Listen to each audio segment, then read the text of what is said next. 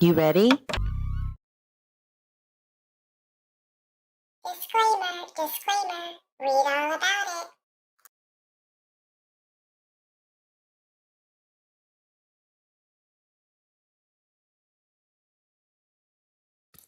Hello, everybody. Happy Monday. Hope everyone is doing well. We have a lot to discuss tonight.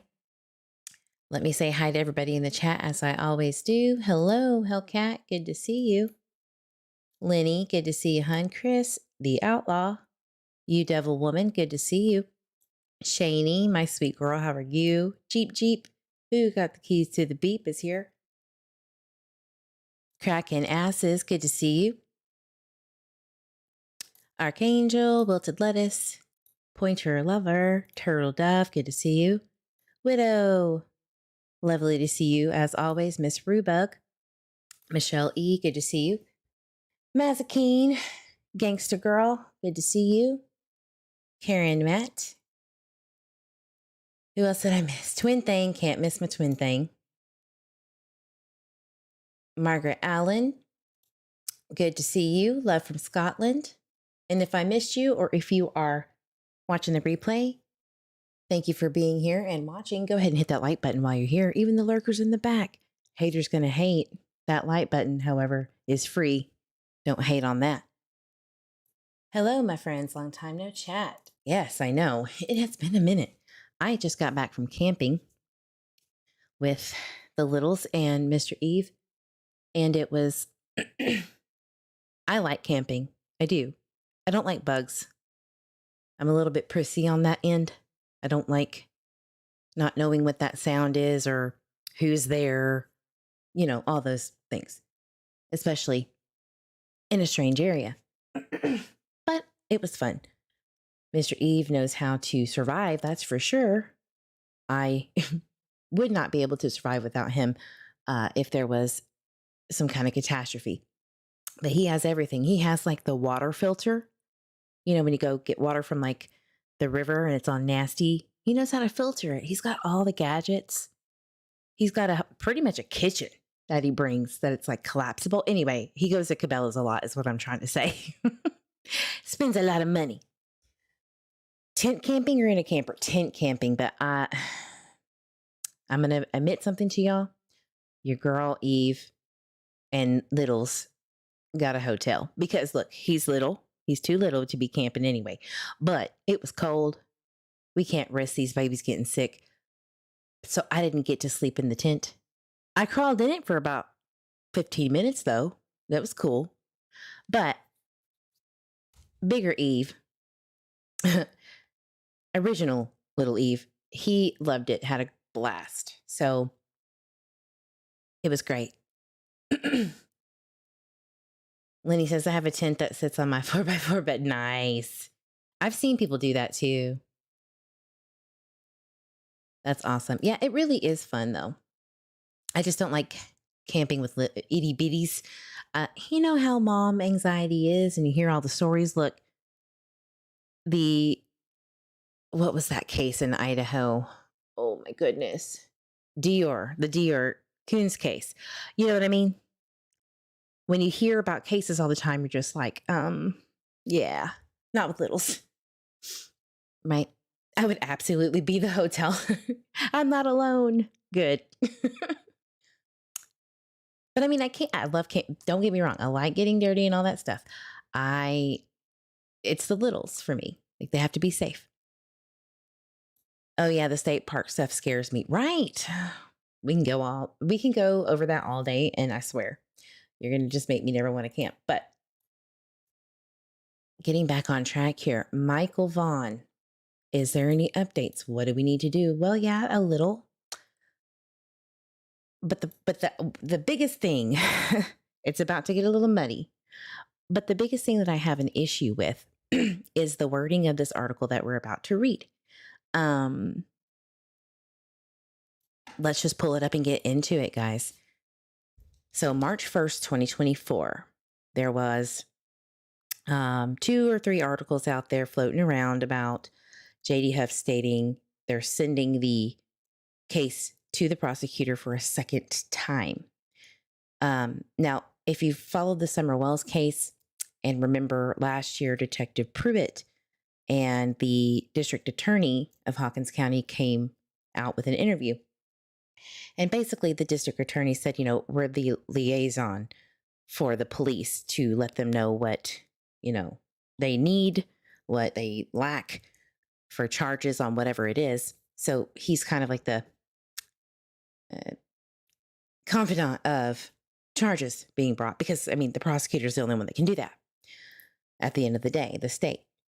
So I'm assuming that kind of mirrors Fruitland with Mike Duke, the Payette County prosecutor, who not only charged Sarah Wander with failure to report a death, but dropped it as well, if that makes sense. So I'm kind of confused, a smidge confused on what they mean by a second time. And if it's, we'll just get into it. Let's just read it first and then we'll analyze it. I have already overanalyzed it, so I don't want to confuse my audience who hasn't heard about this. So I also wanted to bring up the original Stacey Wander interview with the news interview that they did. I believe it was, I always forget her name. It's KTVB, but I just can't remember her name. We'll pull that up too.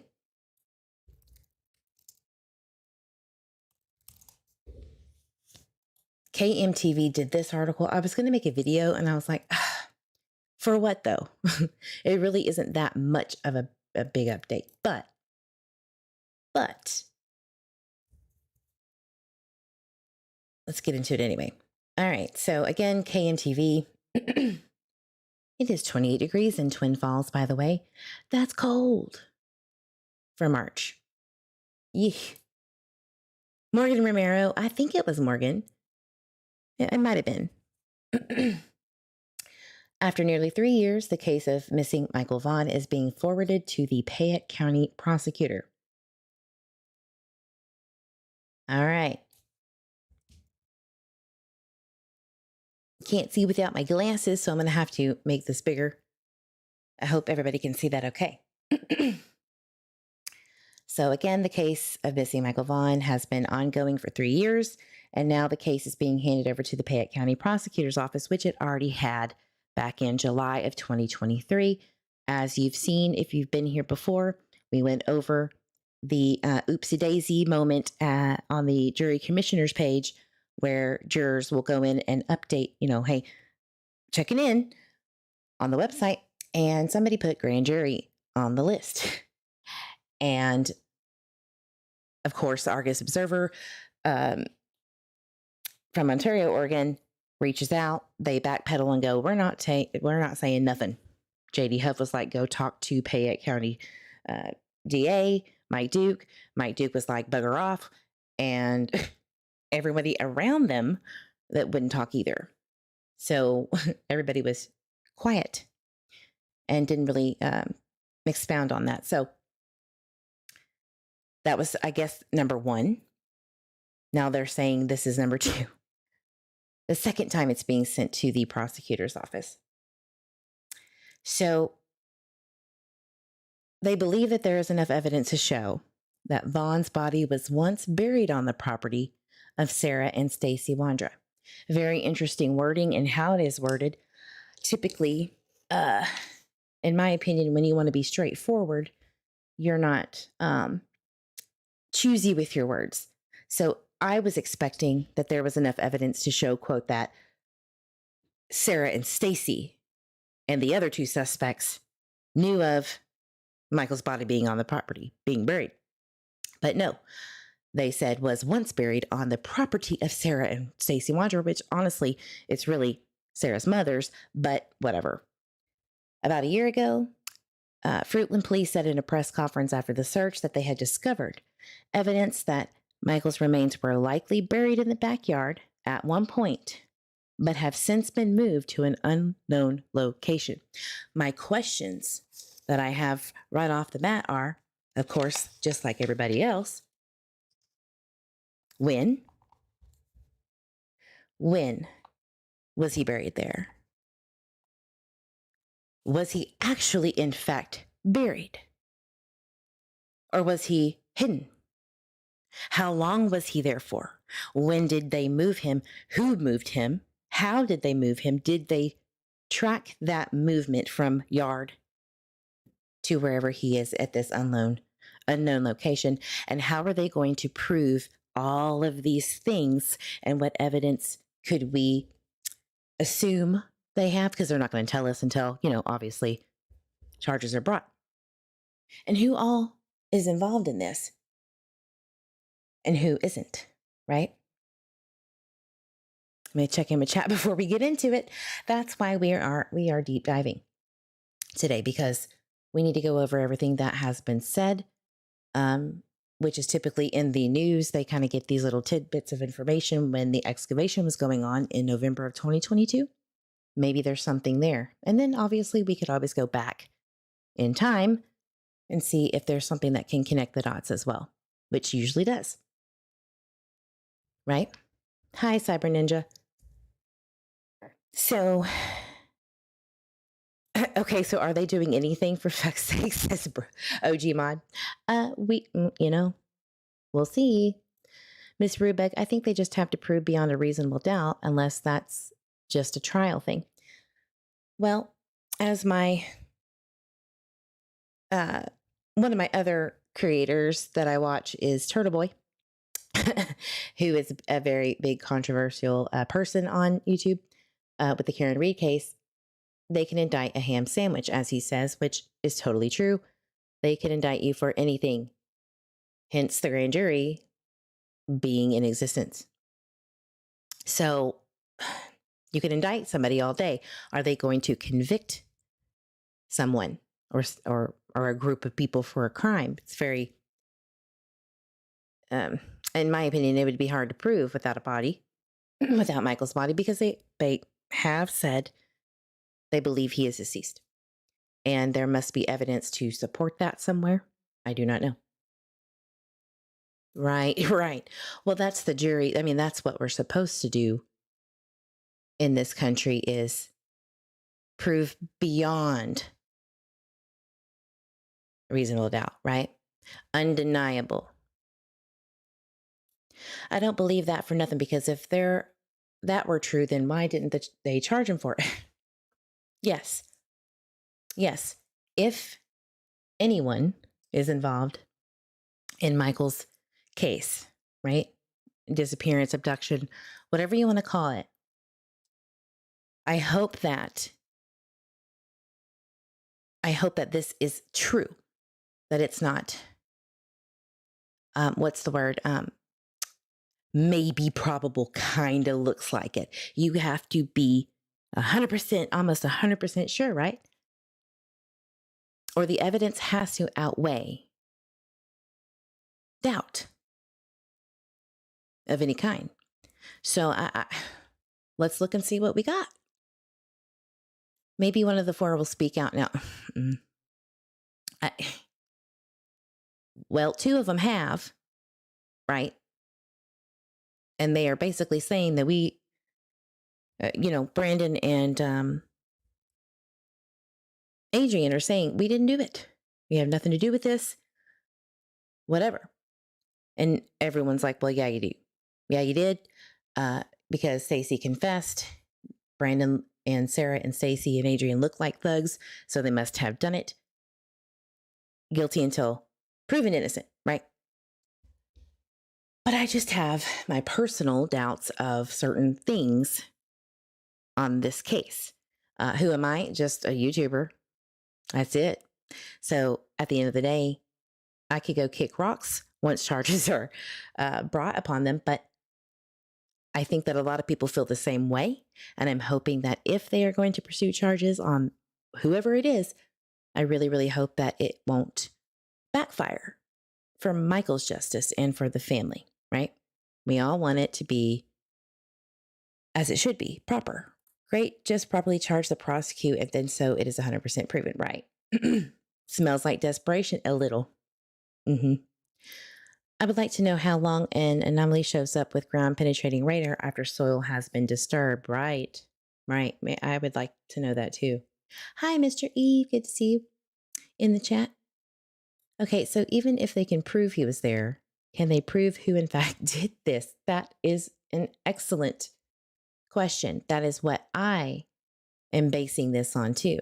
When I'm reviewing all of this stuff, what has been said in the media, what has been said by police professionals, analysts on panel like Core TV or Nancy Grace, whatever it may be. And it's a little troublesome, especially the failure to report a death probable cause affidavit, where even the district attorney says there are problems in this. There are a lot of procedural issues. Well, that's not good. And if she failed to report a death in November of 2022, why didn't they say she failed to report it on whatever date it is, 7/27, 7/28, right?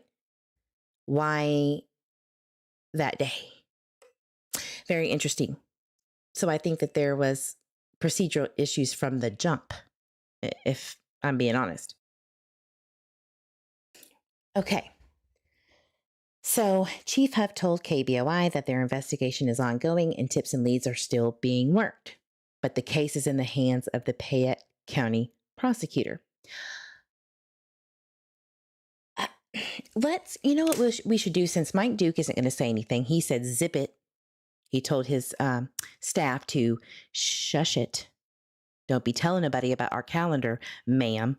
And I'm saying that because I was told that same information, just like Leslie Thompson from the Argus Observer. We ain't giving you nothing, basically, in Texas layman terms. In Southern country bumpkin terms, bugger off, bless your heart. So what now? Well, the news is doing their job, that's for sure. But I've always understood, or from my understanding rather, J.D. Huff is very particular, and the prosecutor has been very specific on what gets out to the public, right? Argus Observer has been a little squirrely, getting around things and speaking to people like Miss Kelso, who was on the board of commissioners for Fruitland, for Payette County rather. And even she was like, well, I didn't mean to say that this was what was going on with the grand jury, because she was the prosecutor for Payette County a while back. So it was like a little controversial, and it's kind of wild to see it. But in July 27, 2023, the original, we're handing it over to the prosecutor, right, from J.D. Huff. Let's listen to that and get the backstory on that real quick. Jump from the beginning, or jump to the beginning and then where we are now. I think it's going to help everybody understand this very complex case. It really is complex. It really is. Even Chris McDonough recently posted on his YouTube community post that it is complex and don't believe everything you hear. And I agree. I agree with that.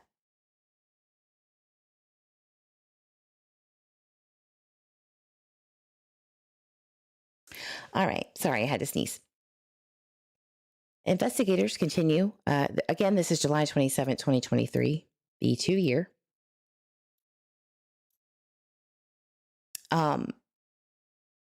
Police believe that Vaughn disappeared between 6:40 and 7 that Tuesday evening. On July 27th, again, investigators continue working on the case, performing ground searches as recently as this month. In a new post from the Fruitland Police Department, they say the investigation is moving into a new phase, as investigators have submitted this case along with a probable cause affidavit to the Payette County prosecutor. Last November, they spent a week digging up the backyard. We all know about that. A woman who lives at the home was arrested, which is Sarah Wandra. Then they dropped it.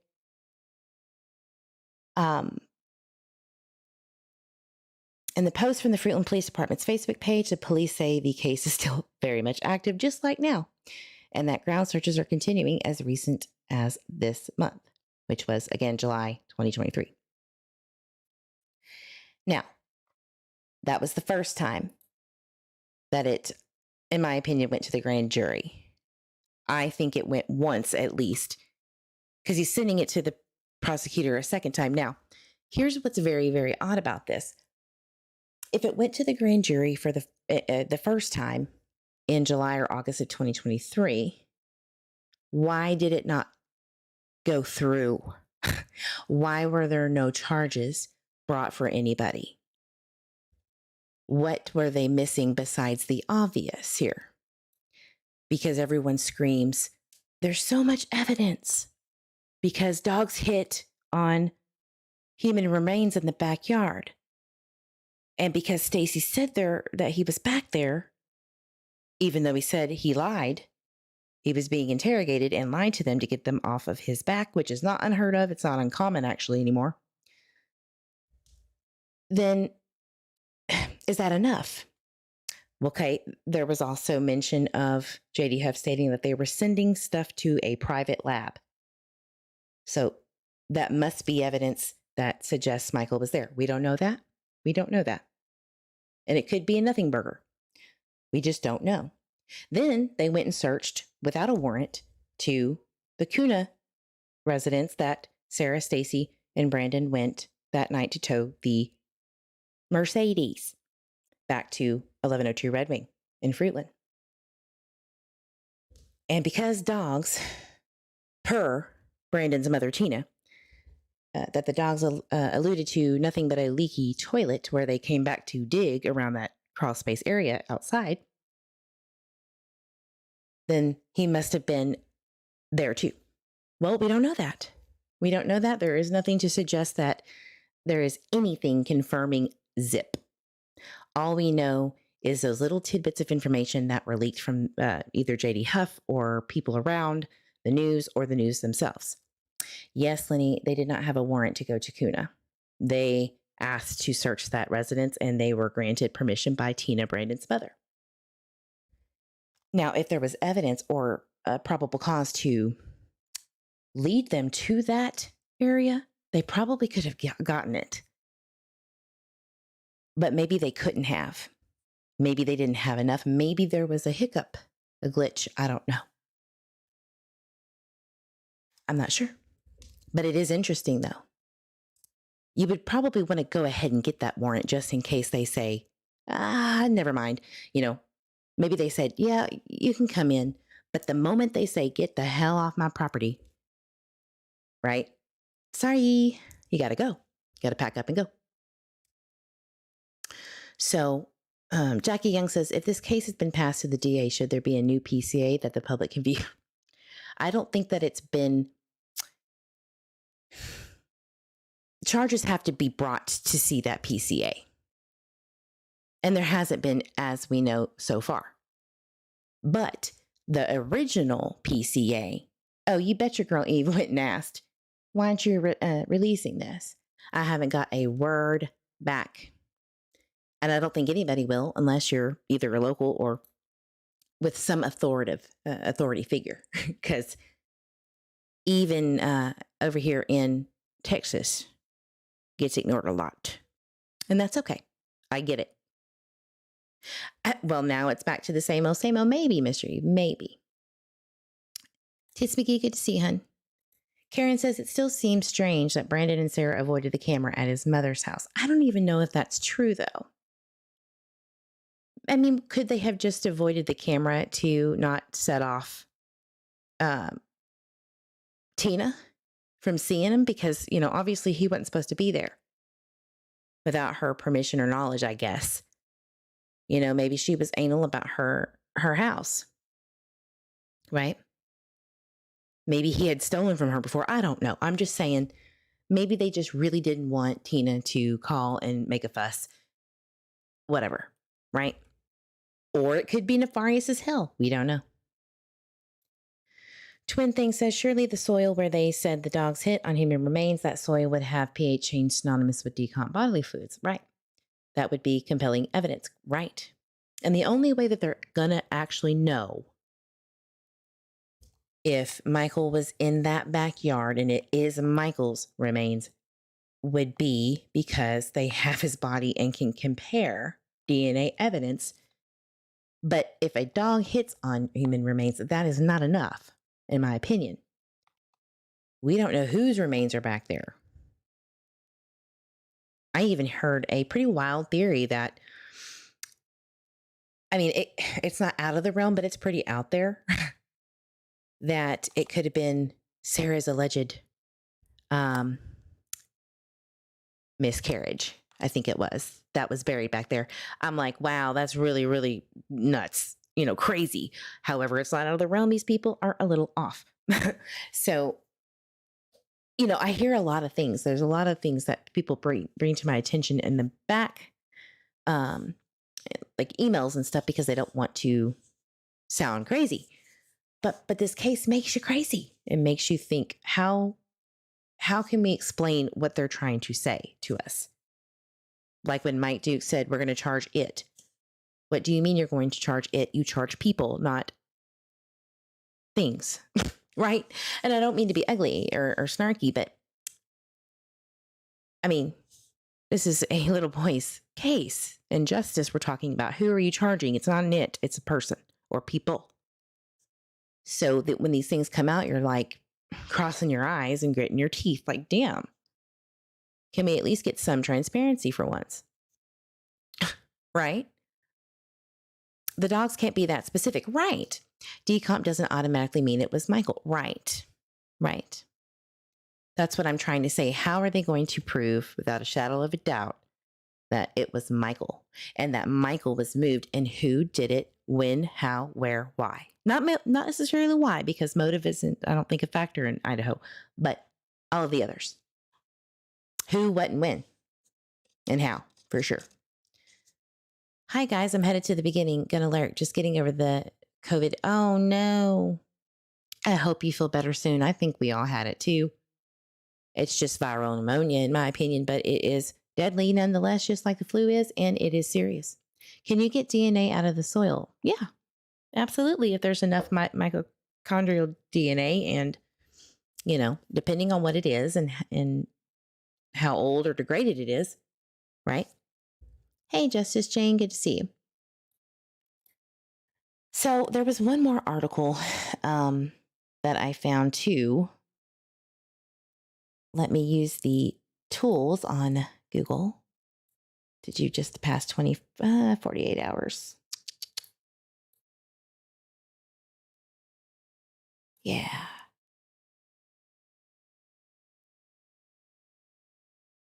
Oh my.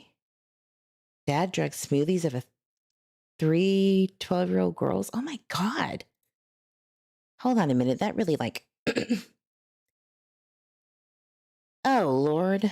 Dad drug smoothies of three 12-year-old girls during daughter sleepover. Hang him right now. An Oregon father. Not today, Satan. Don't get me mad. Ooh, Lordy. Oh, it's too much, y'all. This world has gone mad. Absolutely. All right, let's do a week. Oh, how awful. I hate the world sometimes, y'all.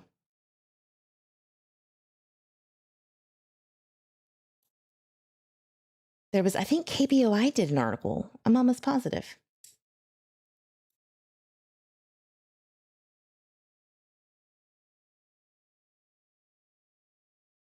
I think Nerdy has got the same one I did. Okay, yeah. I'm almost positive KBOI did it. Or News, Idaho News too. Let's look.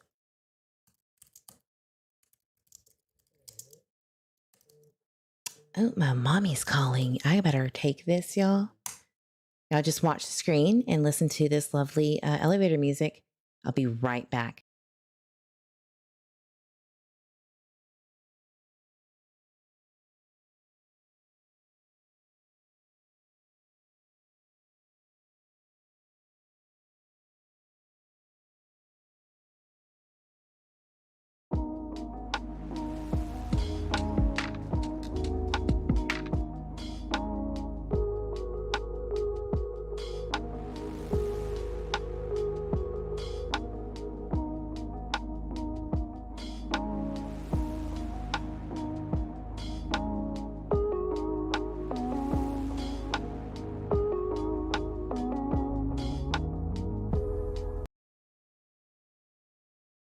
Okay, I'm back.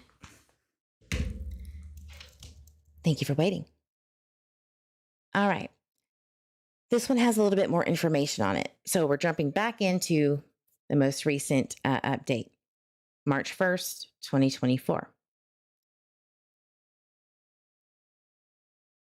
There was something that I found in here. Fruitland Police said in a press conference that they discovered evidence that Michael's remains were likely buried in the backyard at one point, but have since been moved to an unknown location. They talk about Sarah being arrested and then dropped. Those charges have been dropped. Fruitland Police forwarded the case to the prosecutor, saying they believe there is enough evidence to show that Michael's remains were on the property at one point. OG Mod, yes, Mom Eve is good. She was asking when she can come see this baby, and OG little Eve. And I said, you come on whenever you want to. So she will. Fruitland Police Chief J.D. Huff tells CBS2 that our case is in the hands of the Fayette County prosecutor. Our investigation is ongoing. The entirety of the case, as well as tips and leads, are still coming in and are being worked on. This is the exact same update as a year ago. It's the exact same. If you think about it, it's the exact. Oh, Mr. Eve, by the way, Mom Eve is coming this week. I'll tell you later. Chief Huff tells CBS2 that there are no searches planned right now. That's very unfortunate. So, what do you guys think? Are you convinced that there will be charges soon? Put a 1 in the chat if you think this is convincing enough that charges will be brought soon. 2, if you do not think so or you're unsure. I'm going to put 2 for myself, because this isn't enough for me to feel like there is enough. Or it would have happened the first time. That's just me. That's just how I feel, right?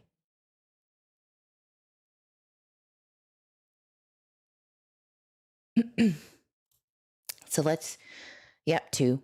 I see a bunch of 2s, right? Hey, Irish, good to see you. 2. Yeah.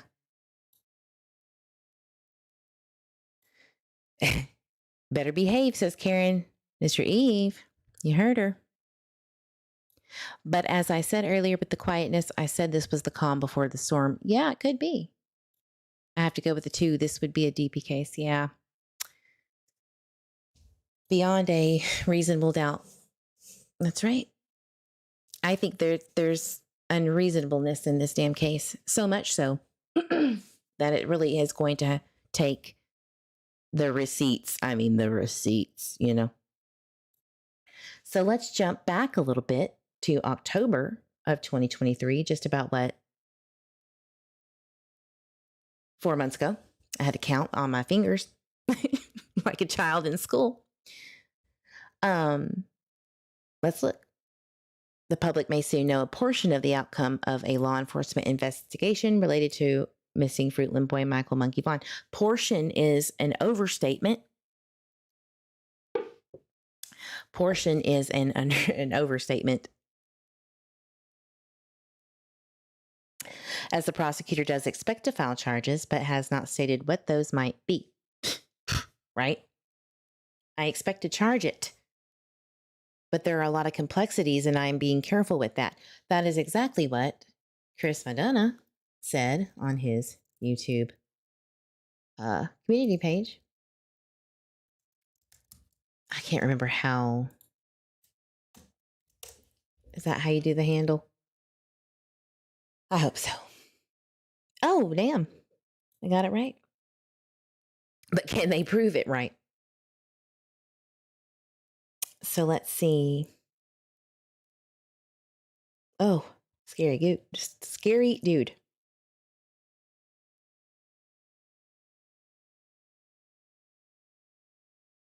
The Gilgo Beach murders are terrifying.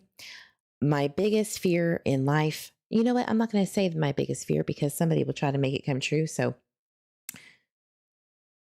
serial killers are scary, dude, as we all know. And Israel Keys is probably my top number one scariest in the most recent 20 years. But Rex is right up there. He's what? A huge, bulky, tall, scary looking dude. Right. All right. So as we watch suspect Stacy Wander go up live on YouTube to discuss this case. Sorry, I messed up. Hold on. I lost my place.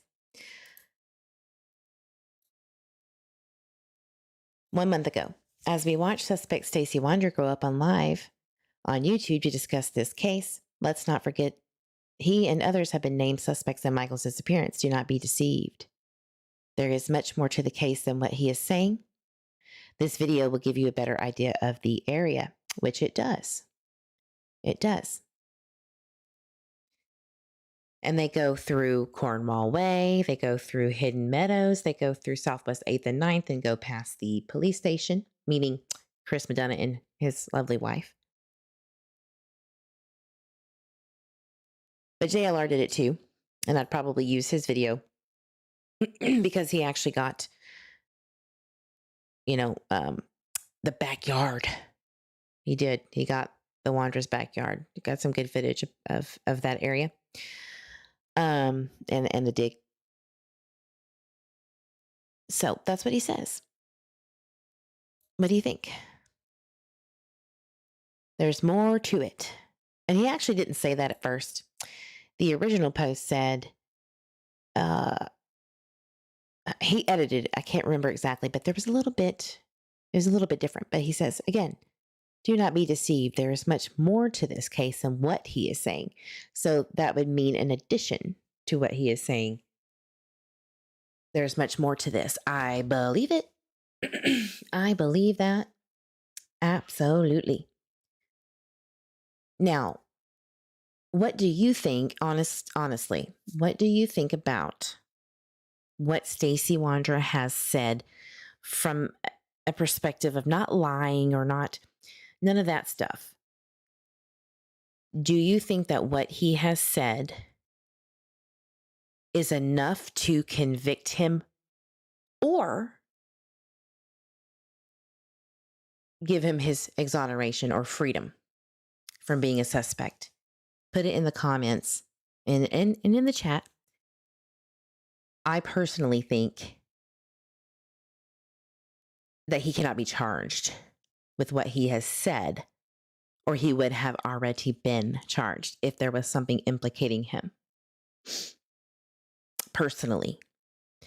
Now, if you were to say something, like slipped up and said, when I moved him, right, or something like that.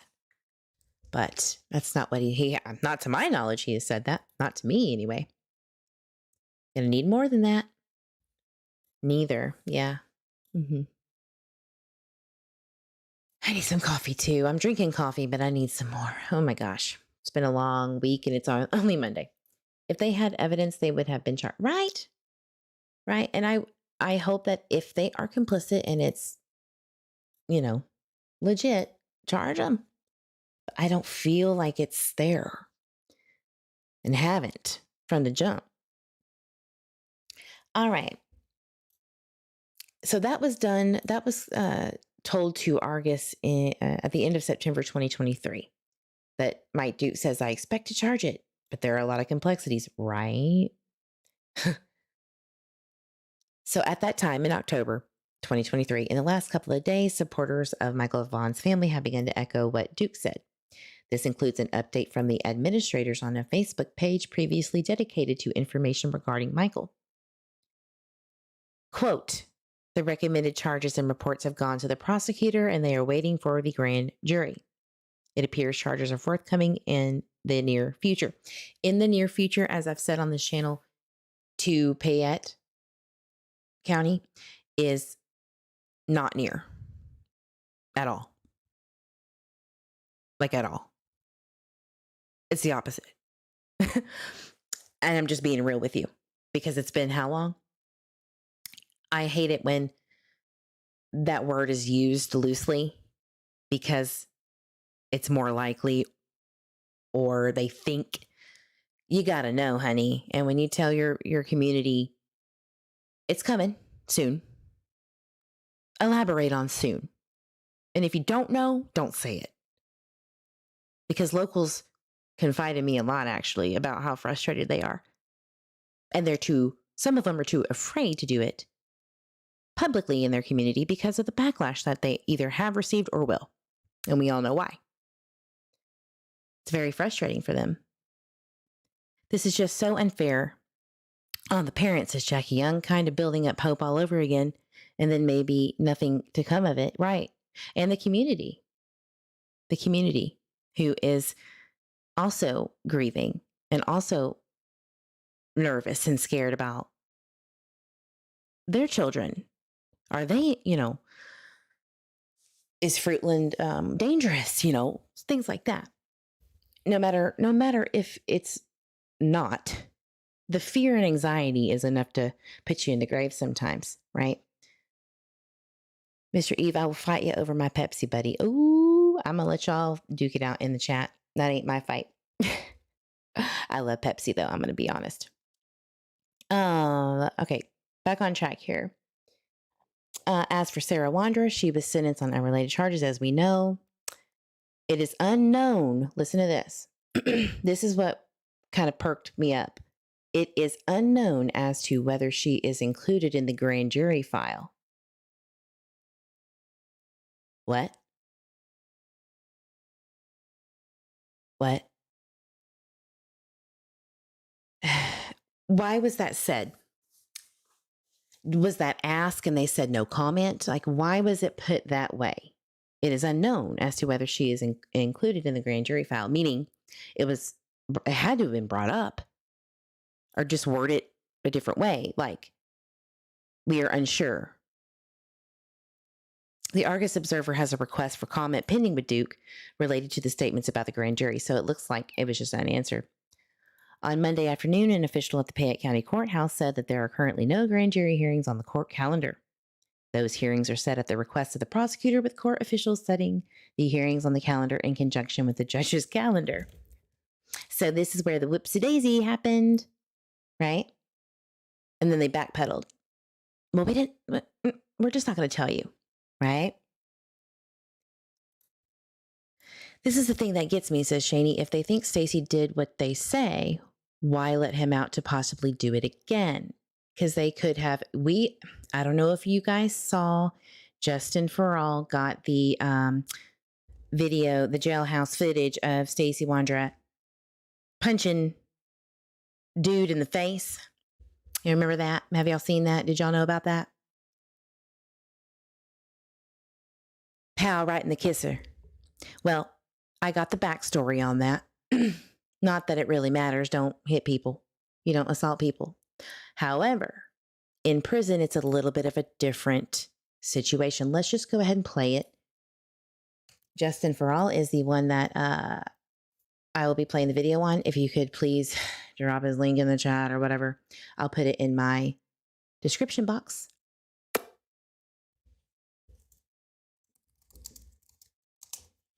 Let's give him credit where credit is due.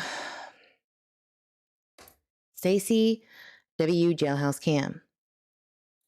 Now, trigger warning, you're going to see somebody get punched in the face by Stacey Wandra.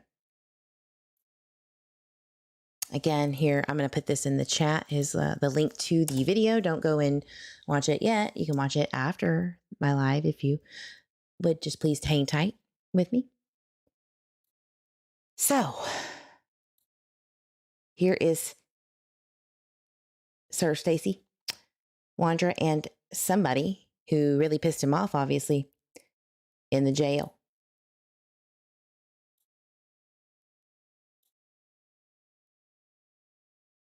I think he reviews it for a minute. But I just want to see it like from start to finish. I wonder how we got this jail. I mean, I wonder if that was public information, right? I mean, I guess because the assault charge was dropped, because he was charged with it, and then the prosecutor dropped it, and they could have got him on that, meaning they could pick Stacy back up on that charge anytime they want.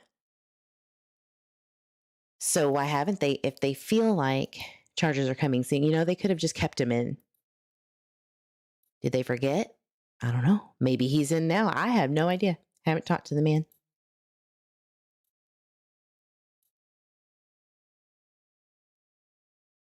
I thought he replayed it again. Sorry, guys. I'm getting there. Aren't they owned by? It might be on. It might have went to my.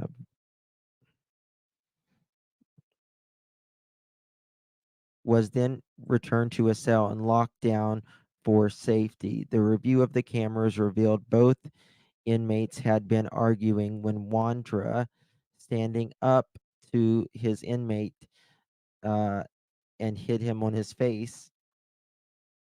All right. So you can get the full nitty gritty from Justin for All when you watch it. Just go ahead and give him a like for getting this information. I got the backstory on it though, so hang tight. With his fist while he was sitting on the chair. Inmate Wandra was returned to his cell before deputies arrived. Photo statements and video was taken.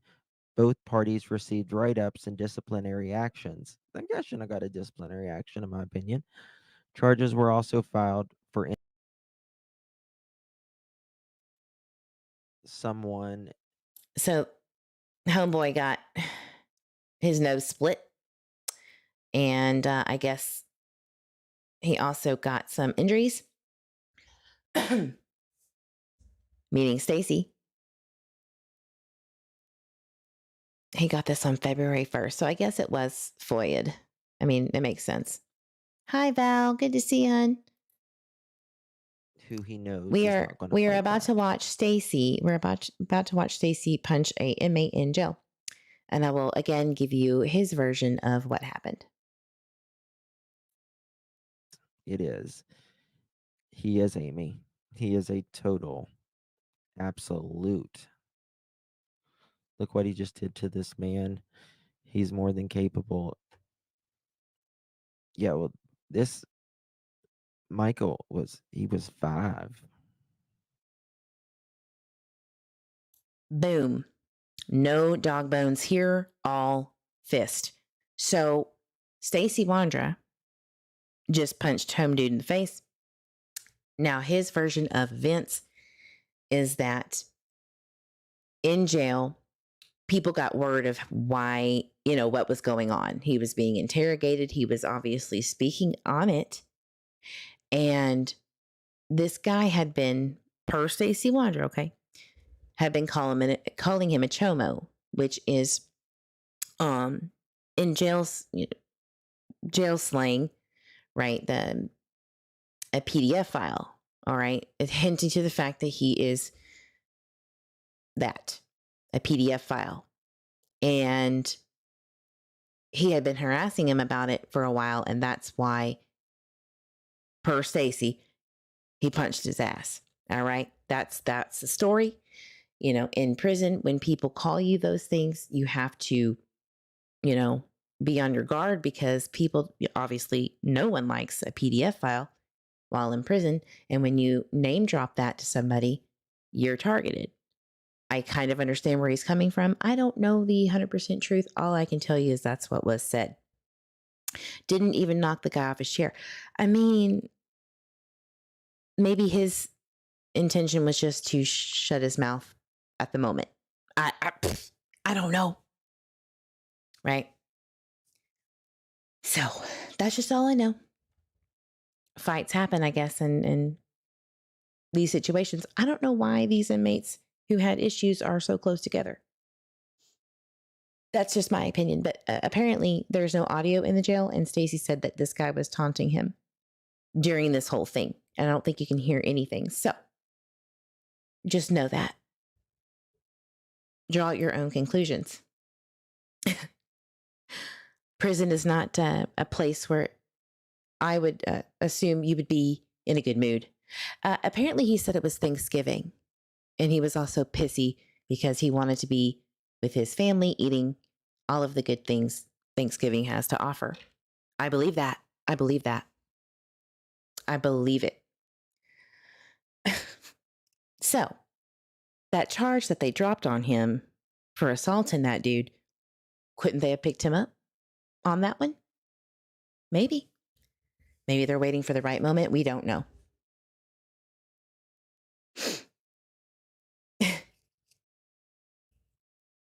I suspect someone told Stacey to give up his Pepsi. No, his milk. Remember, he loves milk or some shit like that. He would die for his milk. It's the best thing in the world, he says. I think that was on Justin Farrell's panel with the lab, ironically. So, yeah. That's all we got for that. Now let's jump to, again, Justin Farrell. I might as well have just stayed on that because we need that interview to review something very specific that I thought, oh my goodness, this is weird. This is wild. It's interesting that the lab is going live right now. He never goes this early. Justin Farrell. Stacey Wandra.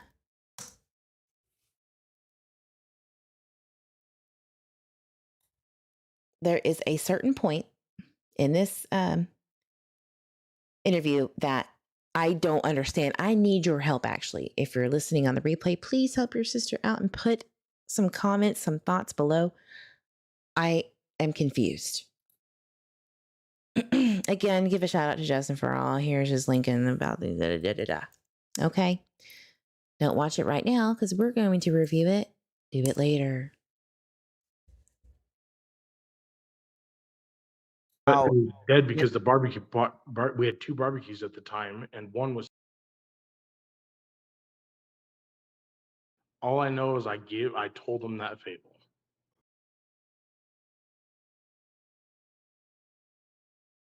I assure you it's not Adrian. Either Literally, and I mean, there's people walking around everywhere, of course.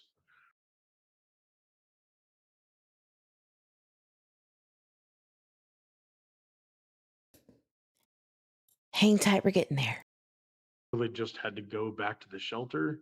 okay, So I'm really trying to get settled in, and they're getting ready to serve dinner here probably in about 10 minutes. okay, we can. Yep, So if that's okay, I'm obviously, you see, I'm committed. You know, I have Sure, nothing sure. to hide. Police said at that point and said, "quote the Most High God." Literally, like, Don Cuckoo. I'm a very high believer in God, and I believe in God strongly, and God wouldn't tell a lie. And you're doing rounds, but you're going on panels and stuff. Like, how is this going to help you? How is this going to help exonerate you? It's not going to help exonerate me, but what it's doing is giving people my side of the story, because there's a lot of stories being told, but nobody's going to believe one person over the other. Reality is I'm still a suspect. And when it gets cleared by law enforcement, then people have a different view. But I want to personally tell people my side of the story because I feel that's what I'm destined to do. Because I feel there's a lot of bullshit talk. There's a lot of crap talk about each and every one of us. Mhm. I'm just honestly going out there because I know what happened that night. I know that I know the whereabouts where I was. I know the whereabouts where Sarah and Brandon were. I don't see that. That's why I'm doing this, because there's a lot of questions regarding this. Yeah. You're telling everybody the exact same that you Exactly. have Exactly. told in the interrogations. Exactly. And to stop an interrogation, what you did, you said that Michael was in the yard. How does that, did that stop an interrogation? Did that actually stop it? I haven't been interrogated since. I don't think the lab was expecting that. I haven't been interrogated since, sir. What do you think? It worked, didn't it? I would say so. Again, I don't think it's right. However, I do understand, and we have already gone over interrogations and false confessions on this channel. Please check out that video. It's really great, that live. False confessions happen a lot. Yeah, I mean, I've heard from law enforcement. I haven't talked to law enforcement. I haven't heard a peep. from And anybody. so they dug up that entire yard, as we all saw. We watched them do it, based on just you saying that he was buried in the yard to stop it. Correct. So you tricked law enforcement into doing that? I guess if you want to put it that way, yes. Well, I mean, that's against the law. I mean, I'm going to be honest with you. If he is being honest about lying to law enforcement about Michael being in the backyard, he trolled them. I mean, that is a fact. To get them off of his back, if that's what he's saying is true, he did. He absolutely trolled the fuck out of Crimin and Toll, Detective Crimin and Detective Toll. He had been allegedly interrogated for 4 or 5 days, I think 4 days, hours and hours on end, per his words to me and to Justin. Hey, Suthi, good to see you, hon. Even if it is true, like let's just say it is, people do that shit. It is not uncommon. Law, right? I mean, do you think so very well you could and probably should be charged with that? But and I'm not here to like trip you up or hang you or be mean to you or anything. But how is it that you can trick dogs into hitting on human decomp? You can't do that. You can trick the police. I thought that was funny because he's not saying that he's tricking them. But this conversation is what I wanted to bring up because we have to talk about decomp and cadaver dogs, okay? And we need to talk about the timing of all of this stuff because you're going to hear what he says law enforcement told him. And I want you to tell me what you think about it. It's very confusing, and I had to play it a few times. But when it clicks, it clicks. Okay? I think we may have acquired law enforcement lying to a suspect. Maybe, potentially, which they are allowed to do. Happens all the time. Police, but you're not tricking dogs. No, not at all. But And the dogs did hit, correct? Apparently, that's what there I'm were supposed to be multiple dogs? So you told them that Michael was buried in the yard, and then, which you say is a lie, but then dogs hit on human decomp in that yard. They hit before I told them that. That's why they questioned me. Okay, so listen, he just said the reason why he was questioned was because dogs, cadaver dogs, hit on remains before interrogating him. Do you hear that? Let me back it up. I'm glad the lab said this because nobody was really sure. So you tricked law enforcement into doing that? I guess if you want to put it that way, yes. Well, I mean, that's against the law, right? I mean, do you think so very well you could and probably should be charged with that? But I'm not here to like trip you up or hang you or be mean to you or anything. Absolutely. But how is it that you can trick dogs into hitting on human decomp? You can't do that. You can trick the police, but you're not tricking dogs. No, not at all. But and the dogs did hit, correct? Apparently, that's what there were supposed to be multiple dogs. So you told them that Michael was buried in the yard, and then, which you say is a lie, but then dogs hit on human decomp in that yard. They hit before I told them that. That's why they questioned me. So we all assumed that what the lab was saying was it, from my understanding, right? Then they questioned him. Then, what? When? I want to know when, if that is true, if detectives, let's just say the detectives were telling him the truth that dogs hit before the excavation. When? How? When did all that happen, the search and all that stuff? And listen to what he says they tell him. Now, do we know if he's telling the truth? Nope. But it would be very stupid to lie on this. I'm going to take his word for it for the moment, okay? And I want your opinion on this. So he says, I mean, only the handler knows when a dog hits. Right. That's how it sometimes becomes an issue. And I'm just going to be real here. I'm just going to call it as I sees it sometimes. And I'm not saying this is the case with Michael, the cadaver dogs. Sometimes there are things that happen that didn't happen, that they said happened because you can't prove it otherwise. So bugger off kind of thing with law enforcement. I even had a professional SAR handler who was going to actually go with me and others in the chat to search for Michael in Fruitland, Idaho. Randy said to bring our asses. And I was trying to, but that got squashed. And but this professional said handlers can either think that they saw something that didn't happen or it did. How would you know the difference? How is anyone going to say 4 or 3 or 4 dogs alerted to something, cadaver dogs alerted to decomp? Who's going to question that? Right. How would anybody prove otherwise? Let's just say they were being funny and nothing happened, but you would never know. Because the handler only knows how their dog is trained to alert.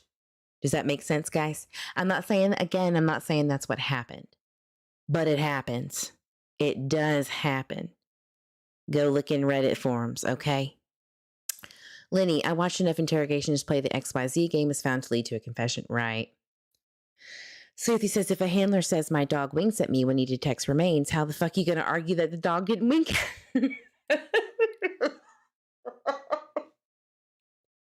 Maybe he had a piece of dust in his eye and he did wink, but it wasn't the wink they were thinking he was winking because it was dirt. Right.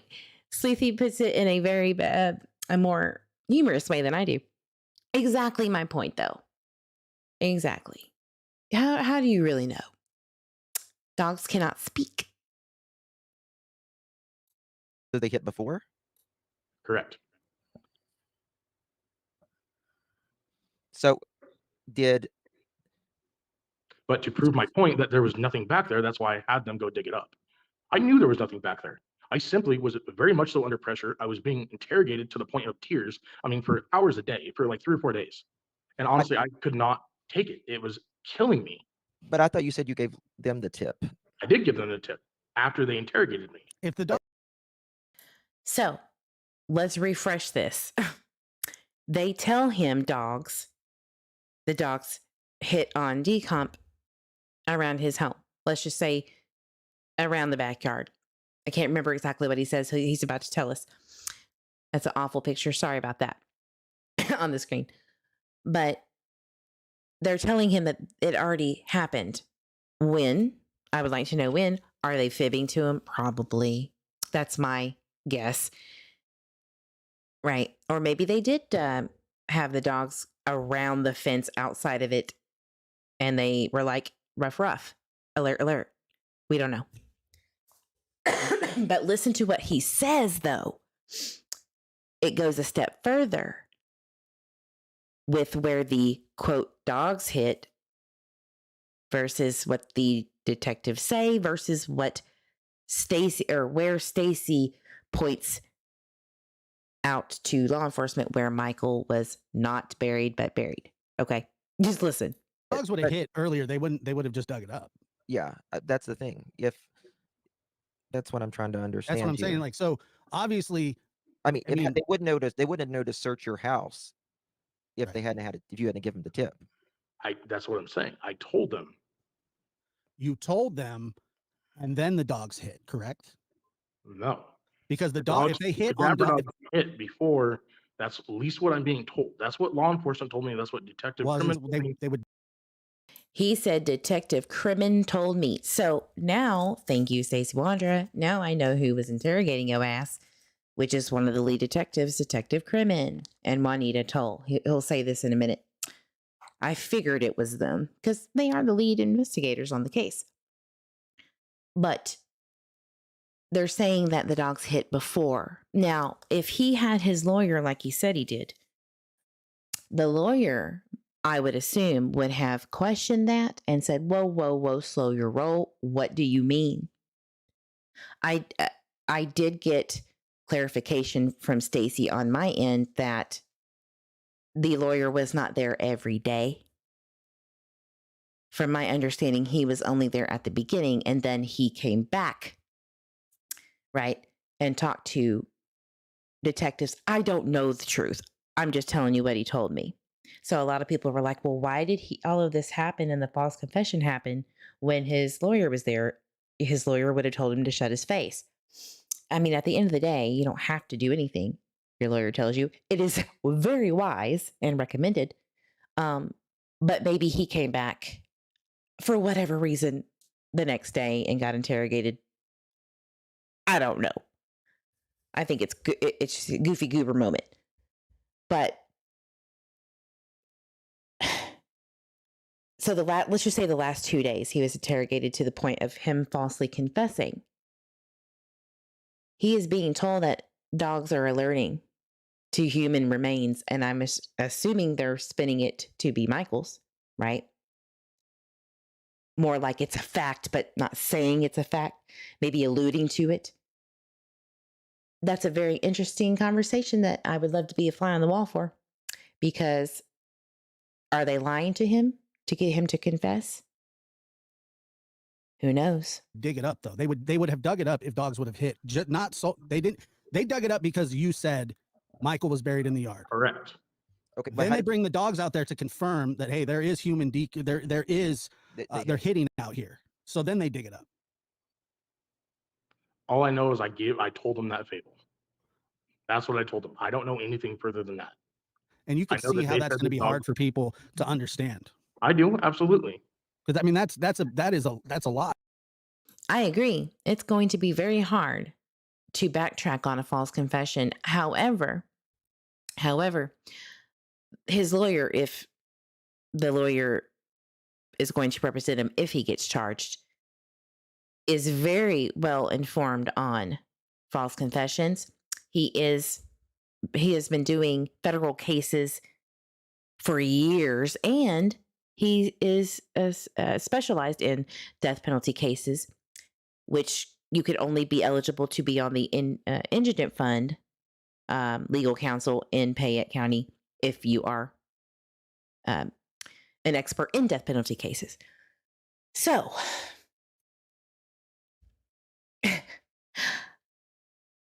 what I'm trying to get at is that he is going to bring that up, obviously. All of the things that I've said, I'm sure he has thought of, because that's what defense attorneys do. They go through every reasonable doubt scenario. And that is one of them. Are you telling me that they said that human remain dogs detected in your yard? How could they do that if they had no right to be back there? How did they get back there? Why did they get back? You know what I'm saying? So it's probably a lie to get him to confess, which is legal. Do you understand? Do you guys understand what I'm saying? Like, it's the interrogation leading him to a false confession is looking probable versus the other. You know what I mean? Like, the evidence is there. It's not looking good. Especially if you bring that to a grand jury and they're going to think, well, who brought the tip? Everybody was always wondering who tipped them off. They didn't just listen. They didn't interrogate Stacy just for funsies to see what they could do and get out of him. And then he falsely confessed, and then they had all this probable cause. He was a suspect for a reason. He was on radar for a bit when the feds picked up his gun case. Why? What happened there? Why? Right? It just muddies the water. Sophie says it's literally a long established interrogation technique. She'd think he talked to his buddy Chris about this beforehand. I mean, he has a history of that. He has a history of that. Yep. This case is a mess and so many questions from the beginning. I'm afraid that if anyone is guilty over at 1102 Red Wing or who was there that day, if they are in fact complicit in any way, they're not going to get charged or they're not going to be prosecuted as they should if they are in fact involved. I don't see it happening unless there is some groundbreaking shit, as in CCTV footage. I mean, they have CCTV footage of Stacy and Sarah and Brandon on Southwest 8th in Arizona, but they don't have CCTV footage of Michael Vaughan. Why? They have no idea. They did not have a clue in December of 2021 what happened. They had no clue up until at least May of 2022 what happened. We know this. It's been said many times. There was no footage. There was nothing. From my understanding, what they have is geofencing data, some DNA of Michael's from a shirt and a shoe, and a timeline that I don't understand how they could have made 6:40 to 7 o'clock p.m. I don't know. I don't know how they got there. But we do know that Michael had to have been taken or left wherever he was last on Southwest 9th in either a vehicle or enclosed because he wasn't seen. So either in a vehicle, right? More than likely. Sleuthly QC, the prosecutor is holding on to this file like it's toilet paper during coronavirus season. How has this not resulted in charges at this point? Fruitland clearly thought there was enough there. Well, what does charging it mean, Mike Duke? What does that mean? You can't charge it, you charge people or a person. What does that mean? Is there so many people that you're just grouping it as a it? I mean, JD Huff did say they believe that people around the Wandras and Brandon and Adrian know more. Who is that? Well, I have a long list of people that were in and out of that home at least 2 years prior up until his disappearance and a little bit after too. Who was it? There's so many. Was it Sushi Chef Guy from 2020? Was it the Sammys? Was it Ricky Strickland who had to get kicked out of the house so that Sarah could be on pre-trial release to go back home with her federal gun charge? Who was it? Was it Tanner Butler? I mean, there were so many people in and out of that house. I can see why it's a little complex. You know? It makes me want to throw a dog bone at somebody, that's for sure. I don't see any of them telling on any of the others, says Hellcat. I agree.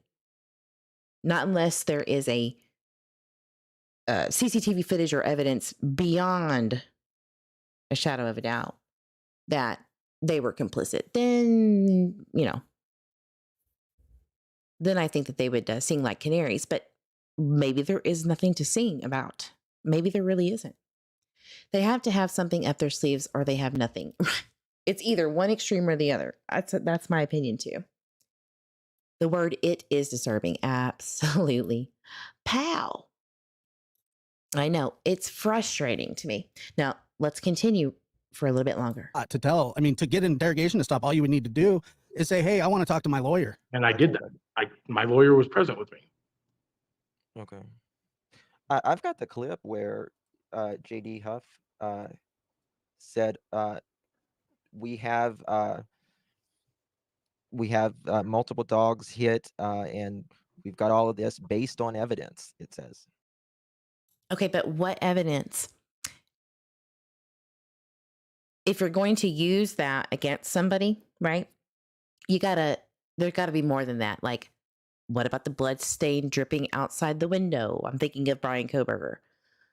case as an example. I don't mean to be gruesome in this case. I'm just saying it as an example, like the white Honda, what was it, Elantra? Driving up and down and doing the 5-star turn thing, whatever, blah, blah, blah. You know what I mean?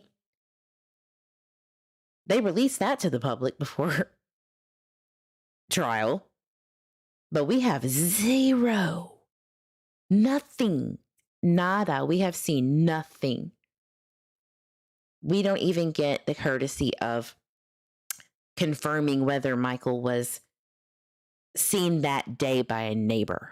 We don't even get that. Nobody knows shit. Why do they have to be that hush hush? I mean, isn't that a little suspicious? That you have to have that, you have to be that tight-lipped on information? Does that make sense? Hi on Elantra. Thank you. Sorry. Yes. Chris, I hope you enjoy your coffee. I'm probably putting half of my audience to sleep, but I can't help it. Let's listen some more. And testimony. I mean, and that's what I'm really wondering is, because like I said, this is just what I think. I think that you plan on being indicted like everybody else that was up there on those poster boards. And you're trying to get ahead of this thing, kind of get your story out there, which I don't blame you, but it's going to come back to bite you in the ass. I know it is. But what you're going to do is so since there's 4 different people involved, what's going to end up happening is you guys are all going to start throwing each other under the bus. You're kind of Brandon was the first one. Then now it's you because you're out of jail now. And Adrian eventually at trial or whatever is happening here. But what I'm saying is I don't understand why anybody would tell the police that there's a kid buried in the yard to stop an interrogation. What good does that do? Did that make? As I've covered very recently, it is not hard to figure out why people lie to the police during an interrogation. It's very obvious. I think I've said it quite a few times already today. They are tired of being interrogated. They want you off their back. They're going to say whatever it takes to get you the fuck off of them. It's really simple. It's not a hard concept. Is this what happened? I don't know. That's what Stacy's saying. And it's not unreasonable if that's true. Right? It happens. I didn't even know a third of false or a third of confessions are false confessions. Damn. And there could be more because not everybody gets exonerated. Some people die in prison that were innocent, okay? It's not hard. But when you have an idea that someone's guilty, which I have learned my lesson on that, you pigeonhole yourself into idiocracy, to not being open to ideas. That's a lot. Yeah, a third. God dang. It could be your son. It could be your daughter. It could be you. It could be somebody you love that you know damn well could never do a crime like that. It could be. And that's why Google is squashing those large radius geofencing warrants and not keeping your data and letting you choose how long your data is stored. You know, as I've covered recently, because they even are saying and noticing that people are getting convicted wrongfully for being in the vicinity of a crime that was committed. The vicinity, because there's variance, 10 yards, 20 yards, 30 yards. So if you were literally next door to a crime being committed and you're just visiting for the holidays, you could be freaking charged. You know what I mean? If you stepped out and smoked a cigarette right next to a crime being committed that you had no idea about. You get what I'm saying as an example. This is a problem. These geofencing warrants are a problem. And I think that this may have been the reason for going after them, not necessarily because they have some smoking gun. I think the geofencing data is what did it. in my opinion. That is their baseline. I would hope that there's more, but I haven't seen or heard anything to suggest otherwise. Nothing. Did that help you in some way? The probable cause Because why affidavit- you wouldn't tell him that unless he was actually buried in that yard. He wasn't. He wasn't when they went back, but he was at one point, according to the dogs. But the and to problem, you. the problem is how is he not? I mean, how is he not found? I mean, he obviously was in that yard at some point. Investigators and dogs and everyone picked it up. Now, maybe you didn't have nothing to do with it, but somebody at that house did. You know what I mean? That's the thing. And who was it? So, do you hear what he just said, Justin Frall?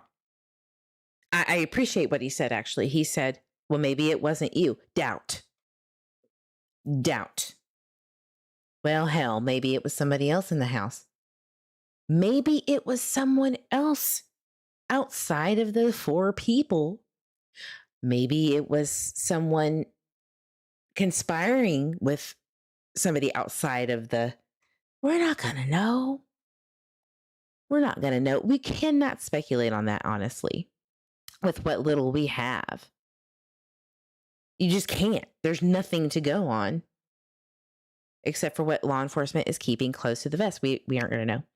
However, JD Huff, again, he states that people around these 4 know something. Who the fuck are they? Right? And what do they know? And who would that be? Are you trying to get them to implicate someone else to then trip themselves up? I mean, there is just not enough here. No wonder the grand jury didn't indict anybody the first time, in my opinion. I hope that either it goes to nothing, if it's the same mumbo jumbo that they're trying to spin to the grand jury to indict somebody, if it's crap. Like, I would rather people go free, getting away with a crime, than innocent people going to jail. And especially people who are easy targets, right? And that's what I'm saying. That's why I'm telling my side, because I know for a fact, and per the posters and the pictures and everything that I posted that I sent to Justin, like, I had nothing to do with this boy's disappearance. I had no knowledge of him being buried. If he was buried, that's news to me. And what's weird about it is our neighborhood, like, they have cameras that like from Skycam or whatever it is, that you can see into the backyard. Boom. Tweezles. I mean, I'm not going to call y'all that. I am so sorry. It is a habit. Prior research, ladies, I told your ass that there was CCTV footage ring footage pointing in that backyard. How about that? I had to rub it in their face because that was a very contentious time. So, boom. There was no dig holes. My dog Oakley, it was a digger, but she dug right when you walked out the front patio where the dead spot is, where the barbecue was. Mhm. But Now, it was dead because the barbecue we had 2 barbecues at the time, and one was sitting on the grass. One in of the this things. affidavit- Oh, sorry, sorry, Justin. go ahead, Josh. Well, one of the things that the dog would do is when they're sniffing in the yard, not only would they do that, at any point, if he was in the house at all, if Michael was in your house, the dogs would hit at the front porch. Did they? No, not to my knowledge. No. I think they hit beside the front porch. Oh, okay. How does anybody know that? I have yet to see anything that suggests that they hit on the side of the porch. The probable cause affidavit says that Sarah said that he was buried by the porch, and then it was by the shed, and then it was over here, and then it was at the neighbor's house, and then it was, you name it, he was there. I have never heard of a dog alerting to a specific area. Has anybody in the chat or whoever's watching? I have not heard this. This is the problem that I have. That if you're going to say something like that, bring up the receipt so that we can see what you're talking about. I mean, I already owned Sassy Bangs over there that there was no report. There was nothing to suggest that anything was hit by the cadaver dogs at Tina's house, Brandon's house in Kuna. I already proved that. I would really like if anybody could find that, or if they know about that, where that receipt is. I have yet to hear it. So that would indicate that he was near the house. So Michael, I mean, let's just be honest here. Michael was around that house. Huh? Michael was around that house. The dogs aren't going What if somebody who had Michael was around the house? What if whoever had Michael somewhere else was around that house? And their scent particles, or whatever it may be, or their attire, their tools, whatever they had, was actually there, not Michael. There is cameras all over the place. There are cameras all over that neighborhood. Bet. During the time of Michael's disappearance, before and after. Okay? Why are we speculating that that doesn't exist when it does? Bring that into fruition in your mind when you're thinking, they did it, they did it, they did it. There is so many things, okay, that I've sleuthed and have told you and have put out there, right? That there is footage and they would have had that. Why did it take until May of 2022 to look at these folks? Well, June of 2022, babysitter who has been unofficially cleared by Detective Crimin states that Juanita Toll, the other lead detective, called and said, Tyler Vaughn's sister said the babysitter, sent a photo of Michael directly to Stacy Wandra. What say you? And she goes, no, I don't know who that person is, but it's called copy and paste. He took it off my Facebook just like Ray Sunshine did and other people who know Brandy Neal. It had nothing to do with knowing Stacy, but that was the narrative to spin because babysitter was guilty in their minds because they didn't like her and she was odd and all that crap. That's how we found out about meeting the research ladies. How we found out about Stacy. That was on Twitter. And then the detectives called back and said, take that shit down, please. And she did.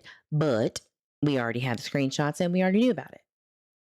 I was flabbergasted at the fact that they thought just because somebody shared a photo of Michael, which everybody was doing, that meant babysitter was guilty.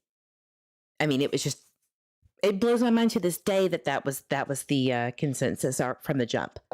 So you have to think about this, guys. They were already on radar as of June 2022. Family knew about them as of June 2022. That's going to be a big ass problem to the grand jury if that's brought, or not the grand jury, but during trial. When family members are acting like they don't know what happened until November of 2022, when they knew damn well about that beforehand, unless detectives are lying to the babysitter or the babysitter's lying, which I doubt tremendously, that's a big red flag because they already know. Do you understand what I'm saying? They already knew in 2022, right after the lie detector test, or probably around that time. What? Wow. Why was that hush hush thing? Why would anybody know about those things, especially family? That's not good. Because the defense is going to tear that shit to shreds. I promise you that. It's a problem. Especially when you know that they knew and then they're acting like they've never heard of it before, never knew anything until the day of the excavation. It's not true. And I don't know what to do or say about that because it's kind of obvious what I'm hinting at. It isn't right. Something is wrong with that. You don't tell even the mother of a missing child or the father or the family everything. And if there was a person of interest, you wouldn't say their name. You wouldn't put it all out there because maybe grandpa gets in a drunken rage and goes and chokes him out and finds out who he is, right? I mean, why did they know that? Because if they are complicit, like I said, this creates so much doubt about how this came to be. Kraken gets me. Kraken feels me. I hope the chat does, and I hope whoever's watching does. Because I'm trying to be polite about it. It just doesn't feel right. How about that? I could never have a channel like this as I can remember last week, let alone a year ago. Girl, Karen, do you remember what you did on July 27, 2021 right now without your phone, without your computer? If you could tell me exactly how that day went, you let me know. People forget about that. That when Stacy was interrogated, he was in jail with no phone, no nothing, but screenshots or video being showed by detectives. Talk about implication. I would implicate myself probably if you showed, let's just say I was at the Billy Bob's in Fort Worth at the stockyards getting my honky tonk on. And even though I never go there, if you showed me there and you show a timestamp of 6:52, I guess I was shit. We sure. I don't remember though. Oh, you don't remember. Selective memory, huh, Eve? Shit, I'd be like, oh my God. Because my memory is really that bad. So I kind of understand Stacy's point of view here. Gonna hit just for no reason unless you buried somebody else back there. I don't know. I have no information to give to that. Like, Bro. Okay.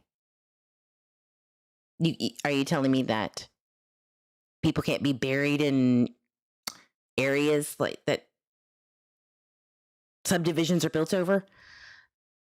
No. like I told everybody and anybody on here, if I knew something about this, because I am in no way okay Mhm. with abducting a child, killing him, burying him. I would bury somebody else for doing that to somebody like that.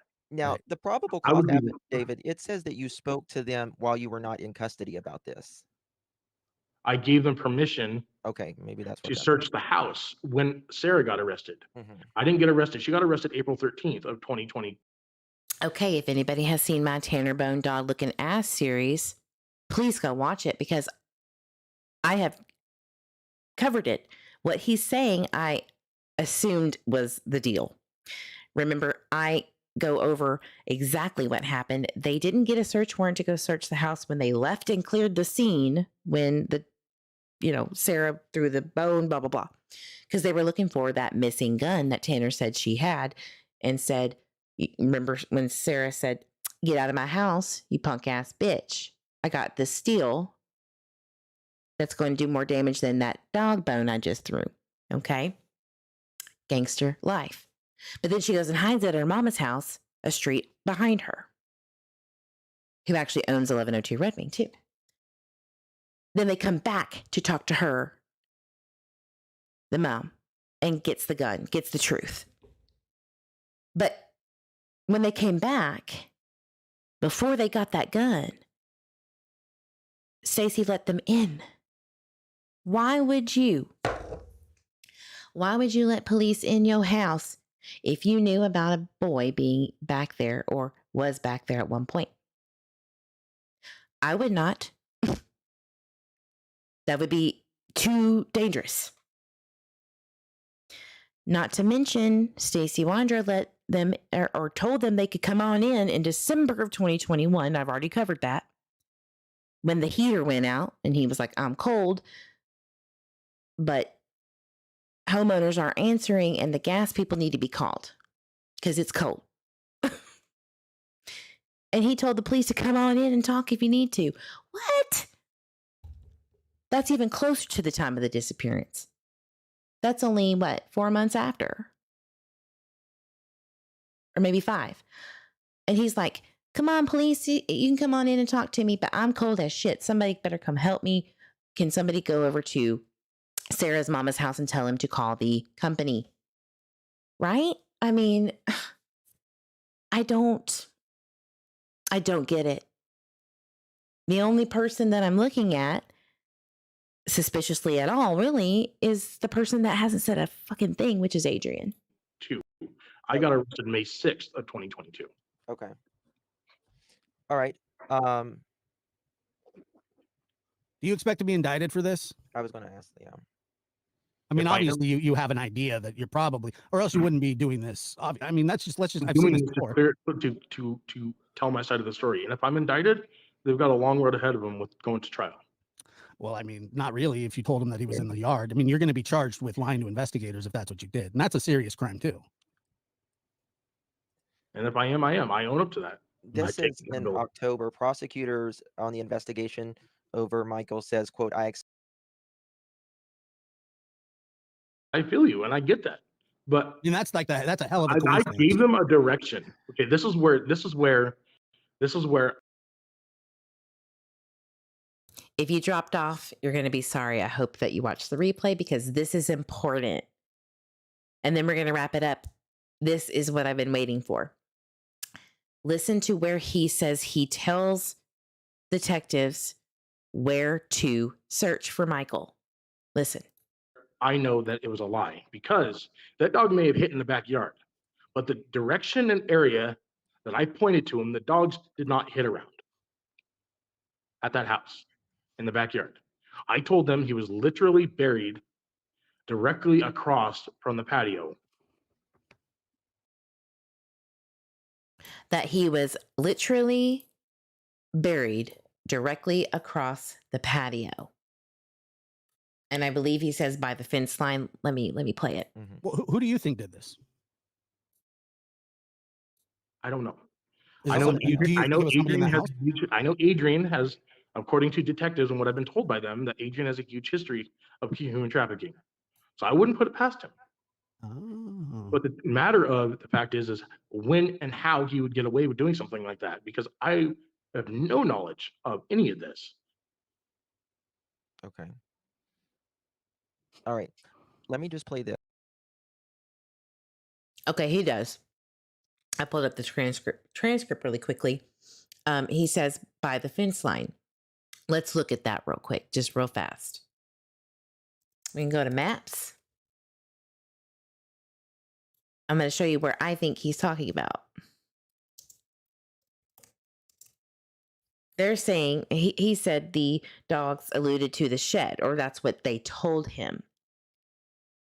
Okay.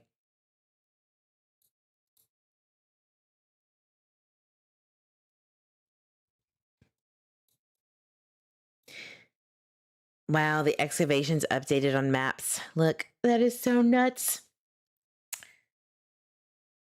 That is so crazy. And they don't have the latest. They took it down. They used to have August, October. Bruh, they took it down. Turkeys. Okay. Sorry, guys. So there is 1102. Right across from the patio, boom, is right here. Right there, which there is footage of them excavating that area. And Chris McDonough's there, Juanita Toll, Crimin, Armstrong, JD Huff, Mike Duke prosecutors hanging out in the front. And then the Mountain Search and Rescue folks, the canine folks, blah, blah, blah. There's a lot of people back there waiting for something. And then nothing happens. So I'm going to put Michael Vaughan. excavation and look for the video because I didn't download them, unfortunately. Oh, that's from mine. Sorry, hold on.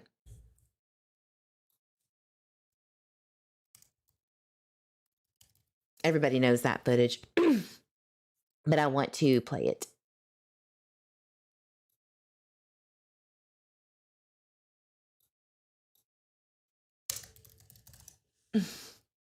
One sec.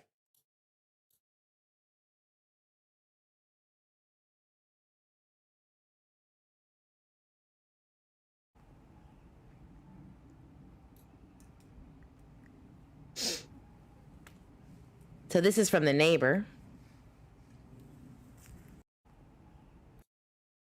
And they are all looking.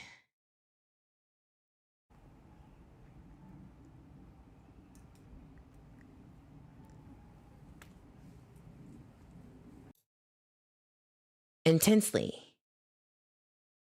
Where? The patio. They are honed in at that patio. But he's saying that he was buried right across from the patio. I would assume by the fence line, which is where they go next. But I thought it was the shed. The probable cause says that Sarah states he's by the shed, then in the Starkey's yard, the next door neighbor's yard. Why? Where did they actually hit? Where did those dogs actually hit? And it wasn't the shed, guys. I've already covered that. One of the KTVB girls, Miss Duggan, who is no longer there, she moved on. She stated that it was by the fence line, back here, where he said. So which is it? I honestly don't know about that. I don't know what source to believe because everyone's got it crisscrossed applesauced. The footage is showing them looking at the patio. That's where they went. That's where they dug. Then they went around here. The shed area was the last place they looked. That was the last place they were searching. They removed the tree last. So, did the dogs actually hit? I'm not putting my eggs in any basket. I'm not. I agree with you, OG Mod.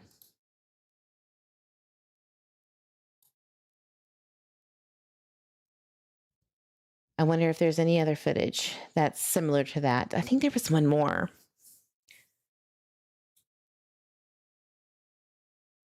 And I have yet to find any video of them saying exactly like where they hit. Never. If somebody has, let me know.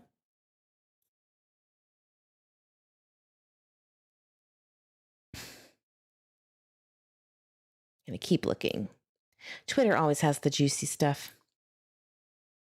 I do have the excavation drone footage, but I'm not gonna play that. So this was November 16th. Later on in the day, you could see they removed the fence line a little bit more, and they're still back there. Things are quiet here as the investigation continues. Heavy machinery seen near the property today, but so far we haven't seen much action, so they're slowing down. Okay. This is important stuff. I mean, this is the proof is in, the photos and the videos.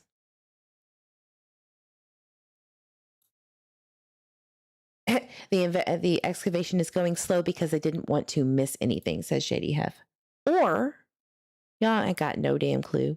Look, November 14th, back at the scene, crews continue excavating the backyard of a home 4 minutes away from Michael's. We're unsure how much progress they've made, but JD Huff said yesterday all of the dirt is getting processed at an off-site location, which they put back into the yard. They put it back in. So, Abby, DA, Oh, that is, who is that? Anyway,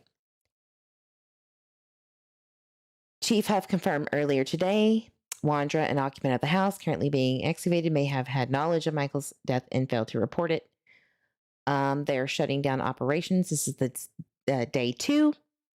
Crews will be back in the morning with some different equipment. They says they will leave no stone unturned, as he's always said. There's just, my God.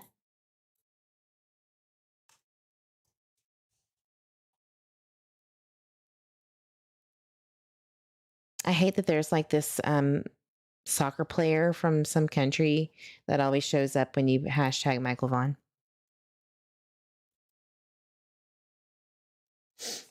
It's annoying. Diversion, maybe. Is it possible that the Wanderers were being set up? Absolutely could be. Honestly, at this point, it's not impossible. It may, in fact, be probable, whether it be with each other in the home, whether it be a neighbors. Definitely could be. Hey, Stars, good to see you.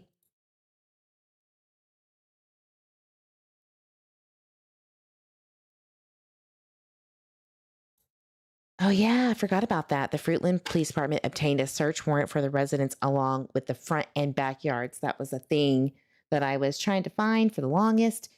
It took me 6 months. And that did happen.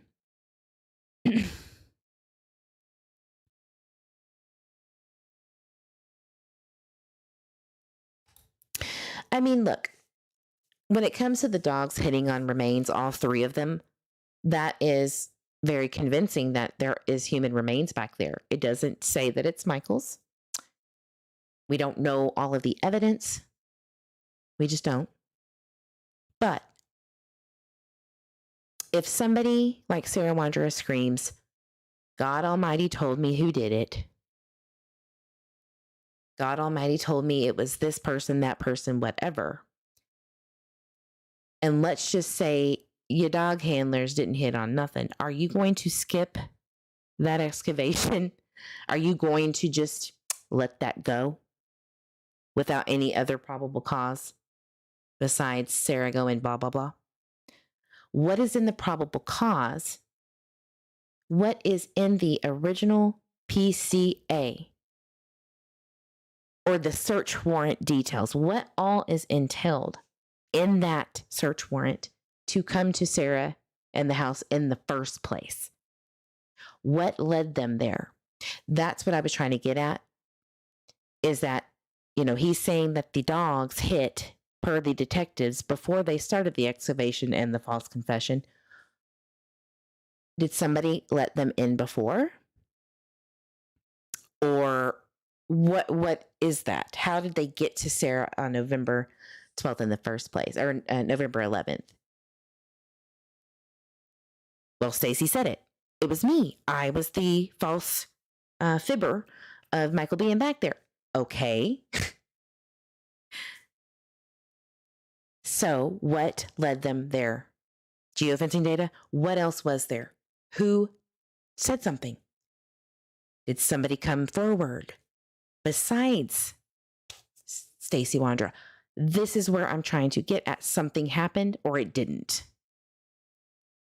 Someone said something or offered some piece of information besides Stacy, or it didn't happen at all. What is it though? They're not going to tell you. They're not going to tell me. They're not going to tell anybody. But it is very questionable that people knew in the family about Stacy being a POI in June of 2022. Why? How? Who? That is my question. How did we get there? Because you can't just keep stringing your community along saying grand jury's coming, indictments are coming, when you don't know if they will or not.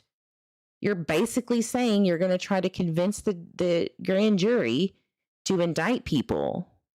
Just hang tight, we need more. You should have had it already. You should have had it already, Fruitland Police. If you don't, maybe look at something else. But don't lie to your community.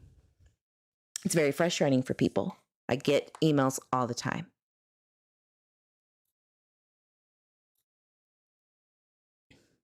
The drone footage does show, as I said, the last place to be dug up. Now, it could be because there was a tree in the way, but it's really not that difficult to remove a fucking tree. The last place to be excavated was this section over here, guys. But that was allegedly where the dogs hit on, right? How can that be, guys? This and this was what they said. Everybody, on I that just day. wanted to start out by saying thank you, Let me. and it remains very active. And That's where the problem, Right. you know, that's where That people get put in very pressured situations And and the instant reaction just to give something to get them to back off. and you're right. And you're right. But the problem is, what you told them is what they have evidence that there was someone in the backyard. Hey, Eliza, but good they to see you. also did not specify where the dogs hit. They said they hit in the backyard. I told them where it made up again, where he was buried, which was directly across when you walk out the back patio door. It was directly straight across, right in the middle of the fence, in the middle of the yard. They didn't specify where he was hit. They said that they had dug by the shed, and that the dogs had hit around the shed area. Uh-oh. Uh-oh. Did they? They started hand digging near the front yard. By the way, who does that in a criminal investigation? Who starts hand digging because crazy Sarah Wandra, crazy lady, had a moment, a spiritual moment of insanity and said, God Almighty told me he's buried by the shed. Hubby did it. And then it was Adrian. And then it was Are you fucking kidding? It makes me mad because if, again, they are in fact complicit or guilty of a crime, the defense is going to love this. They're going to tear that to shreds. So obviously, this was the main point of concern by the patio. And over here, last. Very, very much so. Now, I know that they did pulsating, right? You know, the sonar and saw an anomaly. We don't know what that anomaly was, but it wasn't sweet Michael Vaughan, right? It wasn't. We don't know what they found. No idea.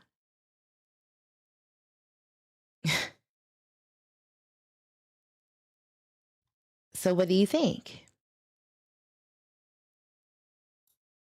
Who is lying to who? That's what I'm trying to get at. Who is lying? Who is making up some things to get a confession, which police can legally do?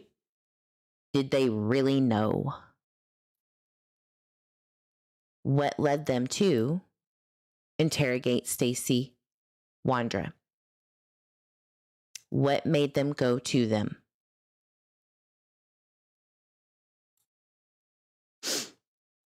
I'm not sure. But why were they on radar in June of 2022? And the family knew about it. That's what I've been told. I know, and if you read their report, or you probably can pull it up, she literally, I don't know if it's accessible or not, but I know for a fact that when I gave them that location, they literally, I watched it on video when they were digging at that spot. Detective was on the phone with me. Mm-hmm. They dug nothing up. The dogs did not hit in that spot. I watched them. Mm-hmm. but you said that he was in the yard. He watched the dogs and they didn't hit. Is that what he's saying right now? Let's go back a little bit and listen to it again. That's what I've been told. I know, and if you read their report, or you probably can pull it up, she literally, I don't know if it's accessible or not, But I know for a fact that when I gave them that location, they literally, I watched it on video when they were digging at that spot. Detective was on the phone with me. Mhm. They dug nothing up.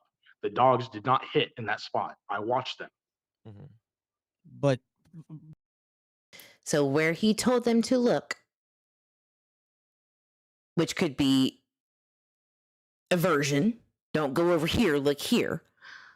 But he watched the dogs go in and sniff, and he's not a handler expert, so he doesn't know, but he is saying they didn't alert. Interesting. Interesting. but you said that he was in the yard. I said he was in that direct spot, but he was never there. Well, Clearly, he was in that yard somewhere at one point. somewhere, I don't know. He I have probably nothing. was. I don't have knowledge of it. Well, Like I I mean, said, you I didn't have pull never. that out of thin air. Maybe Yes, I Adrian did. told you, maybe Yes, I Sarah did. told you, maybe Brandon No. told you. This is exactly why it's hard for me to do these lives, because people are gonna try to judge me and say that I literally didn't. I had something to do with it. My question to you is why, when they did a polygraph test and I answered every question they asked me about Michael's disappearance, why on earth would I pass that polygraph? Well, You know, to be Well, if it was Don Wells, he's either lying, which I believe he is lying about passing in polygraph, and Candace too.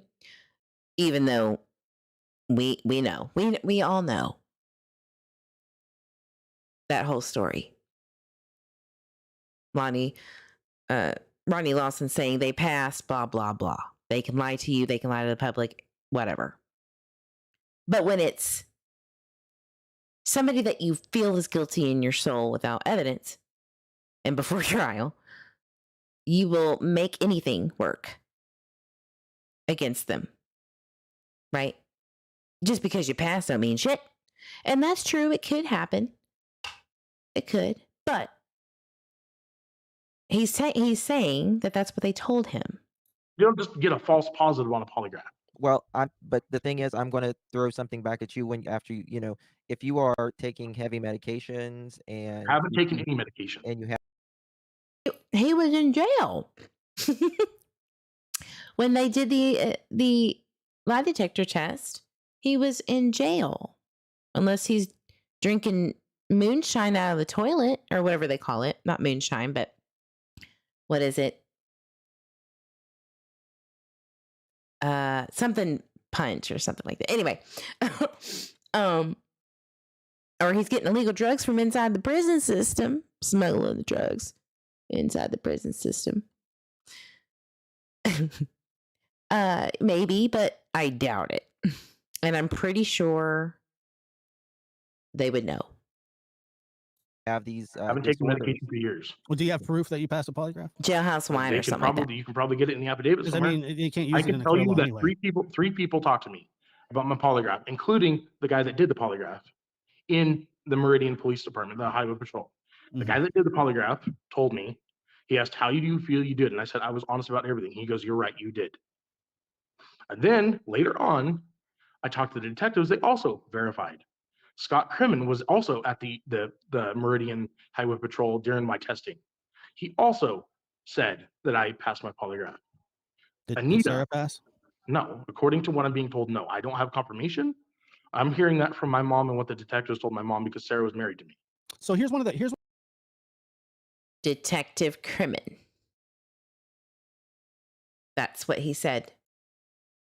here's a common occurrence in these kinds of cases is that people want to give information, but they don't want to implicate themselves. They Prison want to have one hooch, foot thank in, you. one foot out. Sarah not passing, but you passing. 3 other people may know what have happened, but I don't know what happened. And then you see what I'm saying, and you see where I'm going with it. I'm not trying to be rude and trip you up here. I'm just saying you pulling that out of thin air is almost impossible. And it's not impossible for me. I said almost. How is that almost impossible? It happened. It's possible. It can be mutually exclusive events. Okay? A crime can happen 30 feet away from you in another house, and the geofencing data doesn't pick up the murderer, but picks up you with a variance of 10 yards away. But it's impossible. No, it really isn't. You could false confess and also be innocent of a crime. Right? You have to have more than just that. Is it bad taste? Absolutely. It's terrible, horrific. He's a dumbass for this. Absolute dumbass. It does not look good for you. And if he gets convicted, honestly, it's partially his fault for being a dumbass if he's innocent. But if he is innocent, he should not be convicted of a crime he did not commit, right? The evidence and the jury will dictate that, right? Impossible. Okay, and I believe that. Okay, almost impossible, yeah. But for me, it wasn't impossible. If, I mean, if you literally sat there, you would see how literally like how on the verge of tears I was because I'm being interrogated so hard and so rough. And I told them the same exact thing the very first 4 interviews before the last one, before when I told them about where he was in the backyard. I told them the same exact thing that I've told everybody else. I have never met this kid a day in my life. I've never seen him. I don't know anything about him. I don't know anything about him disappearing, any of that. do you know what day they gave you the polygraph on? What, David? Do you know what day they What gave you the day? polygraph? It was May 18th, I believe. It was literally the day that I got my case dropped for felon in possession out of state when the feds picked it up. Okay, that was May 10th that the feds picked it up. I think so. Let's see what I got here. I'm sure I got it somewhere. I got it all, y'all. Bet that. Oh, that's his plea agreement. Let's see if it has it in here, though it might.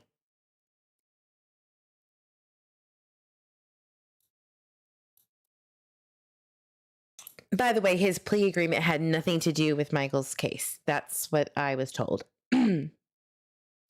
They offered a plea bargain if he tells police where the body is, which, if it's not on paper, right, it's nothing.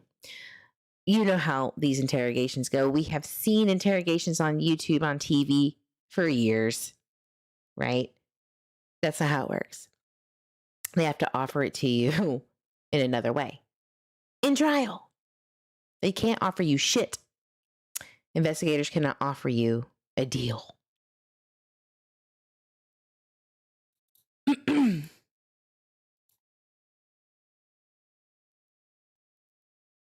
believe it was May 10th. He was arrested on May 6th for the local charge, and then it turned federal. I got it right here. May 2022. And we really do need to go through, I know I've been saying it for the longest, but we need to go over some people who were in and out of that house over time, because obviously it's important. If there are, quote, other people around the 4 suspects who have knowledge of what happened to Michael Vaughan, I think that would just be wise.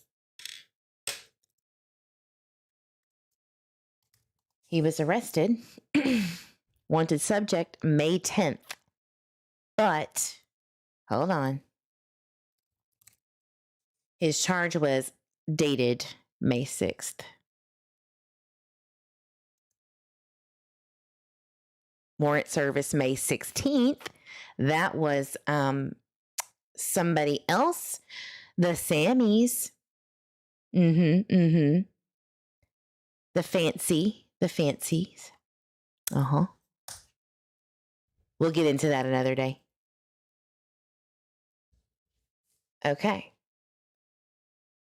So May 10th, I'm going to say May 10th.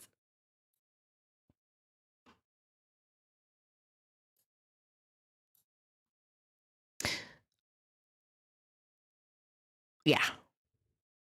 May 10th to May 16th, something like that.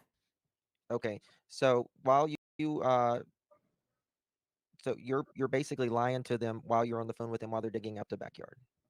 Yeah. is what you're saying.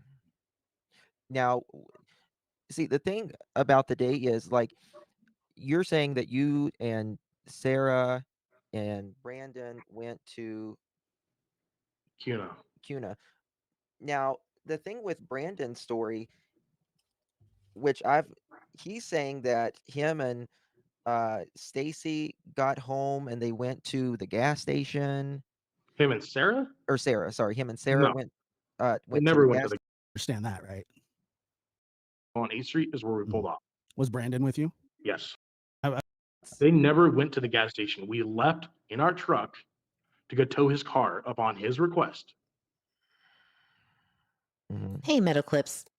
I have Why did no you stop? Why reason did you to stop lie. at 8th in Arizona again? I'm just curious about To that. put Why- power steering fluid in the truck. And it what time wasn't was that? directly on Arizona Street. It was probably about 50, 60, maybe 70 feet, 80, maybe 100 feet behind Arizona, like before Arizona Street. Literally right after you turn left out of our subdivision to go on 8th Street is where we pulled off. Was Brandon with you? Yes. And so when you did that, just about the time that Michael goes missing, you understand that, right? Just kind of coincidental too.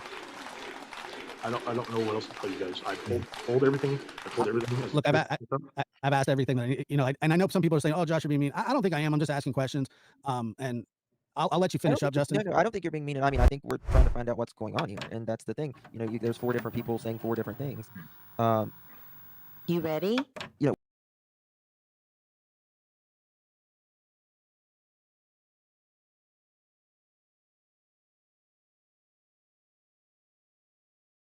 Is like, why do you need to stop right then and put power steering fluid in?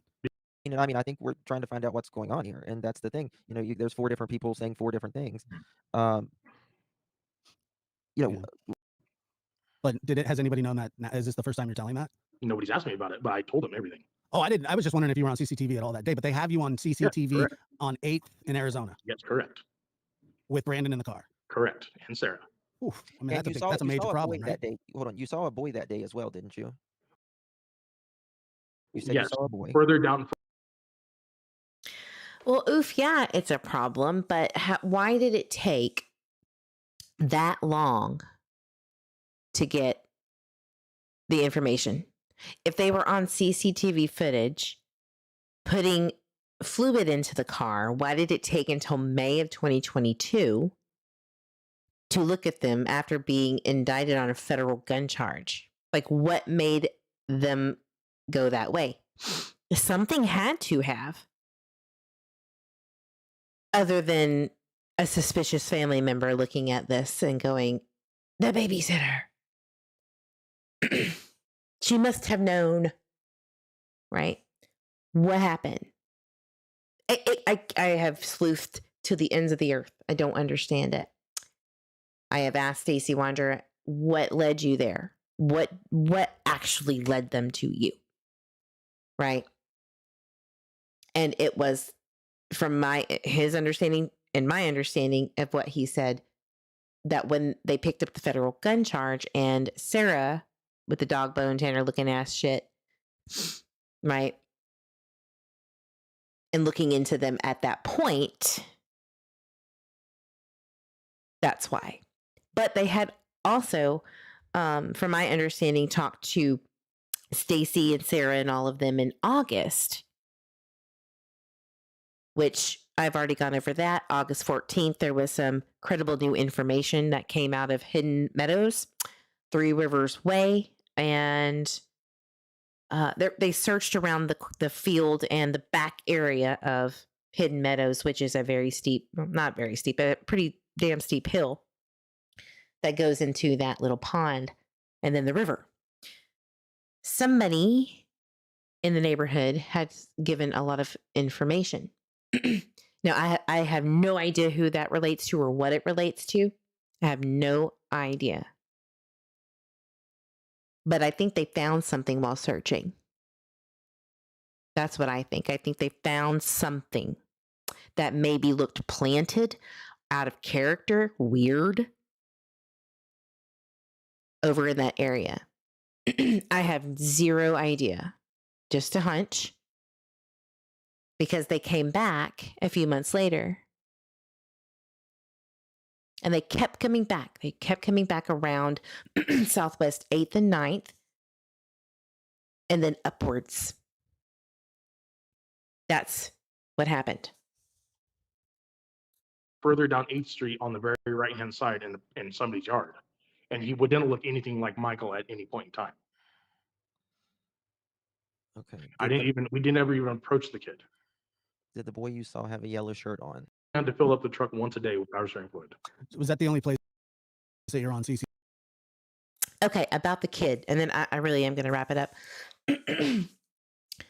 I'm going to just put it out there. I don't know, nor should I know, or anyone should know what minors live on that street, right? Obviously, it's a little different because of Michael Vaughan and his household, because that's the timeline that they needed for the day. I have a question. And I'm pretty sure that if it was of any concern or interest to the family of Michael, it would probably be brought up. But because no one has brought it up, I'm going to go ahead and do it. And then we're going to wrap up. It will get a lot of heat. It's going to be talked about. It's going to be negative, I'm sure. I hope not, because it's not hinting at anything at all regarding the child scene, okay, on Southwest 8th. Could it have been, may it have been, Michael Vaughan's older brother? We're going to call him Red because his sister's name is Blue. It makes sense. Could that child be older brother?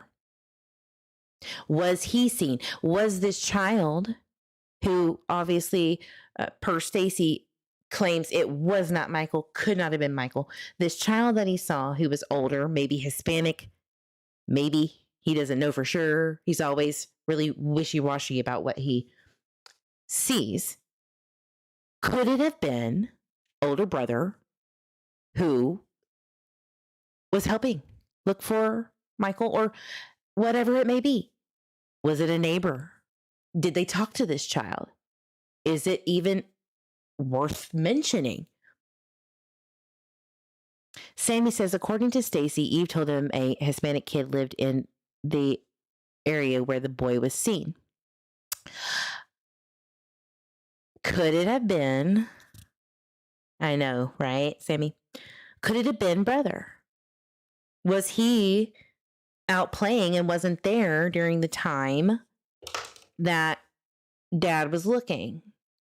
And the reason why I ask it is because it is important to clear that up, because people are asking and people are wondering, because the description that he gives, maybe it's not perfect, but it alludes to an 8 to 10-year-old boy, which is Michael's older brother.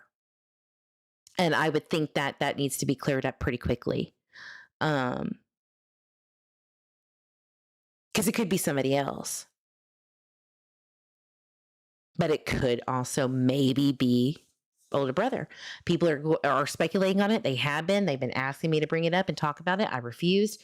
But it is a good point. It was the first thing that I thought of when he elaborated on what he thinks he saw. And he had toys, but it was in the yard. So then I thought, well, maybe it couldn't be because it's probably somebody that lives there. I don't know the neighborhood. I don't know who lives there, like they're minor children. I don't go looking. But it would be nice to get that cleared up so that people won't jump on that and tear it apart, because it's already being asked. So thank you. That's not what I was thinking, Maine said. Sammy, who's being asked, says Stacy seen Michael before he took him. Duh. Prove it. Prove it. Where, when, how? What evidence? Stacy seen Michael before he took him. Duh. Well, that doesn't really prove anything. Could be another child completely. Could definitely be older brother. And if they found Stacy on camera and Brandon and Sarah, why did they not pick up Michael? Did they pick up Michael? Did they pick up everything that they are saying they saw or experienced that day? And did law enforcement confirm or deny it? Is that the problem? Why are y'all sending information to the grand jury for a second time? What failed the first time? I think it has a lot to do with what if evidence. What if meaning could it have been? And that's not enough.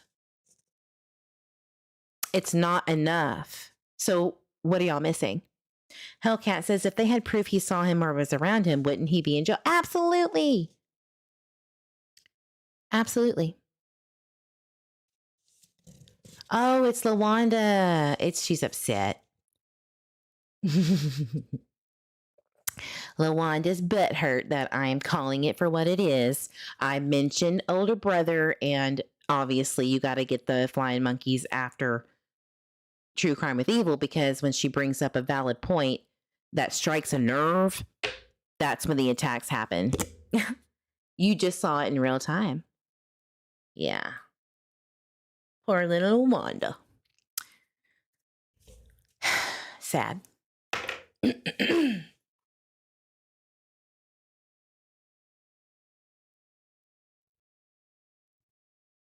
mean, if you can block her if you want to. And I know that it's LaWanda because she goes after my husband every time. Like, worry about yours. We already went through this before. We don't have to rehash it again. Stop. You're embarrassing yourself. Go to bed.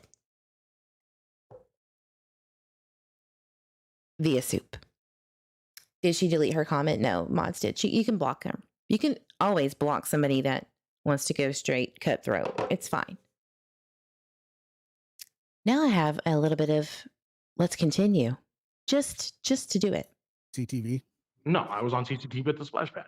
Yes, he was at the splash pad at. I've got Is so it many was notes that here. is that common? Was that common? I'm sorry, I didn't know if that's common knowledge or not. No, that's proof. I saw proof from the detectives. They showed me the video. You knew that, Justin? You knew that he was on video?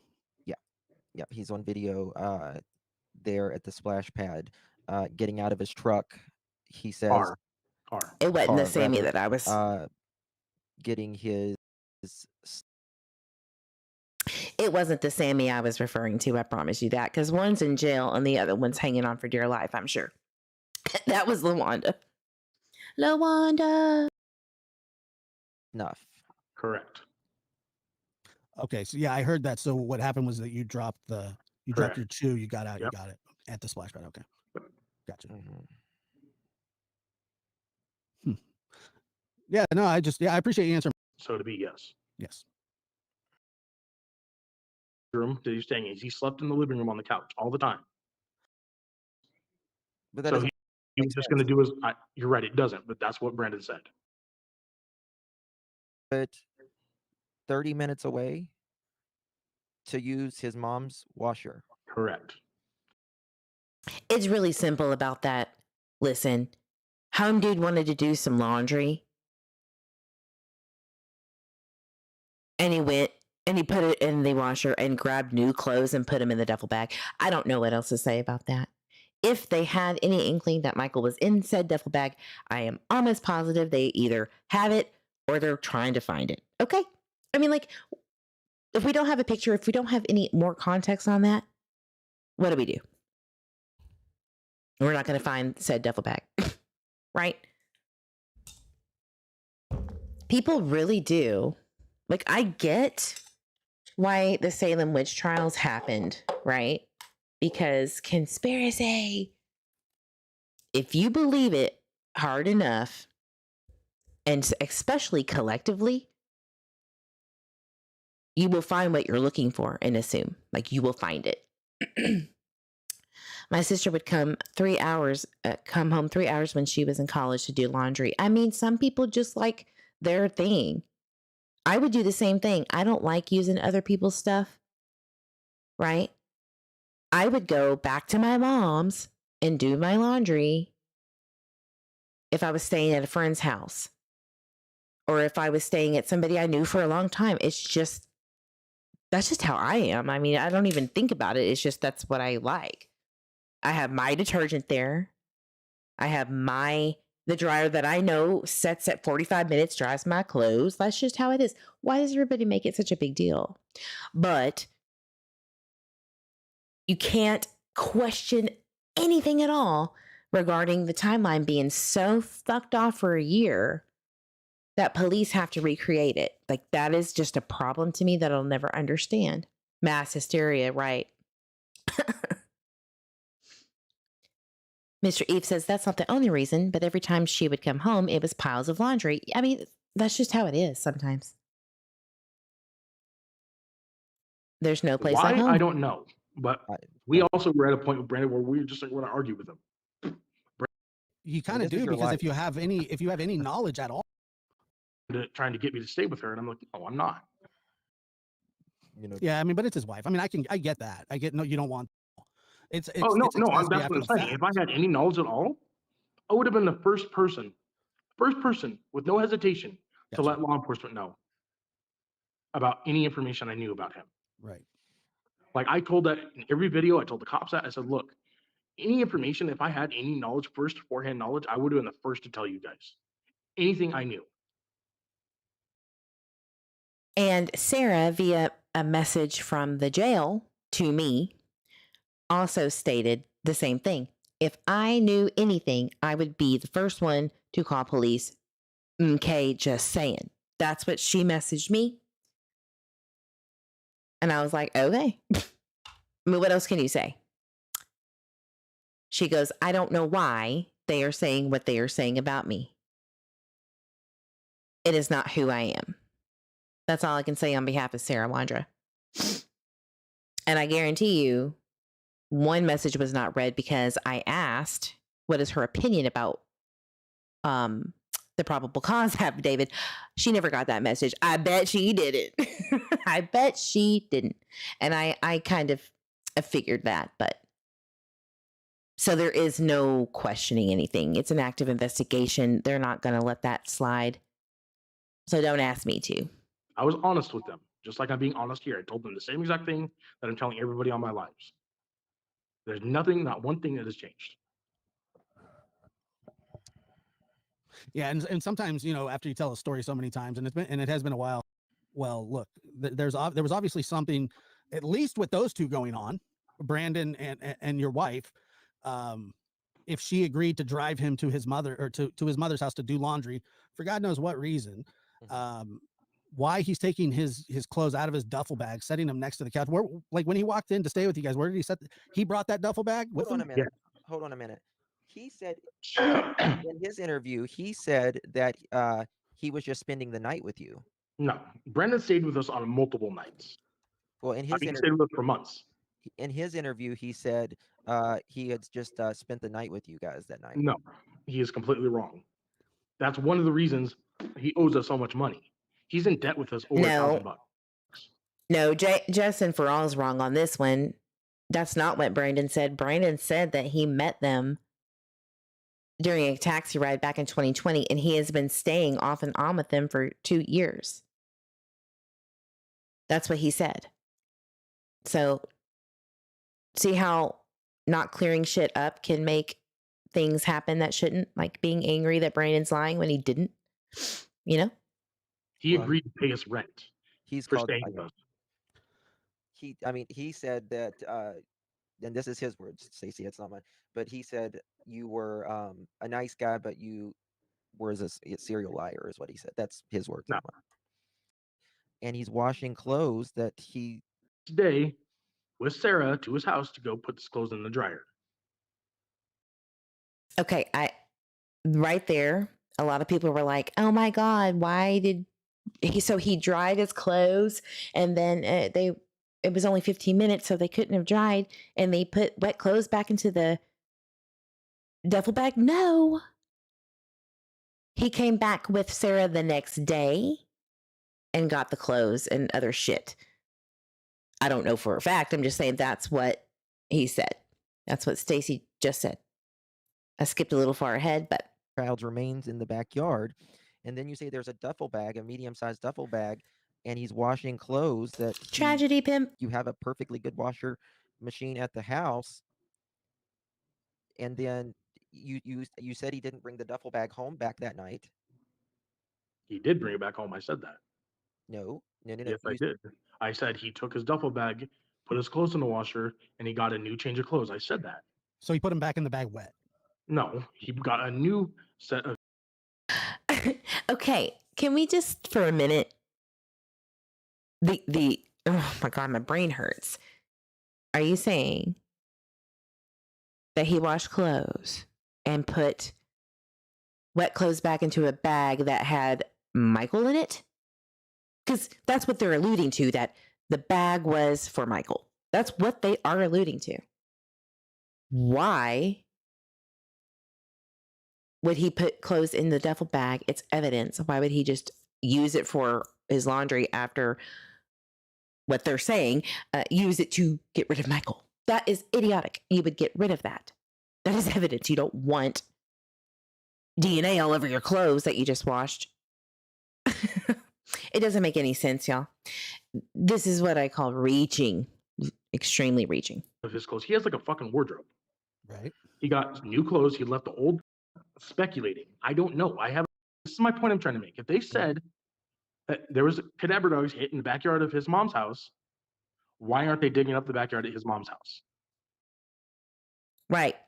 Now, they did come back the next day. Mind you, no search warrant. Tina let them in. Brandon's mother let them in to search the area. And she said they only alluded to a leaky toilet. We've already gone over that.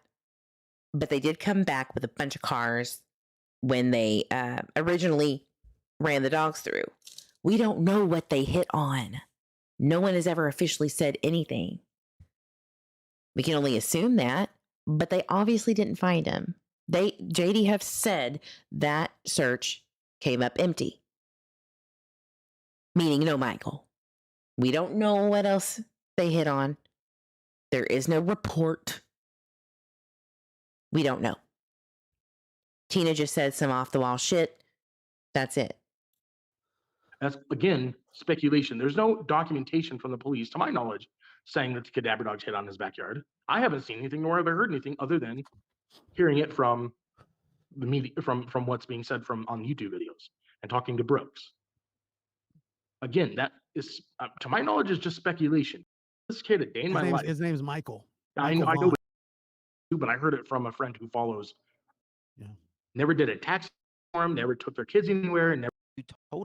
Just my point I'm trying to make. Like, there's lots of speculation, and there's apparently the police have evidence. I don't know what's true. I know that I had no part of this. I know. Nico says, I still can't find my answer to how many times can a case be presented to a grand jury to indict suspects, and does every individual suspect have to be presented separately? From my understanding, I did go over a Idaho grand jury video that was actually freaking hilarious. If I can find the link, I'll put it down. It's funny. We had a good time.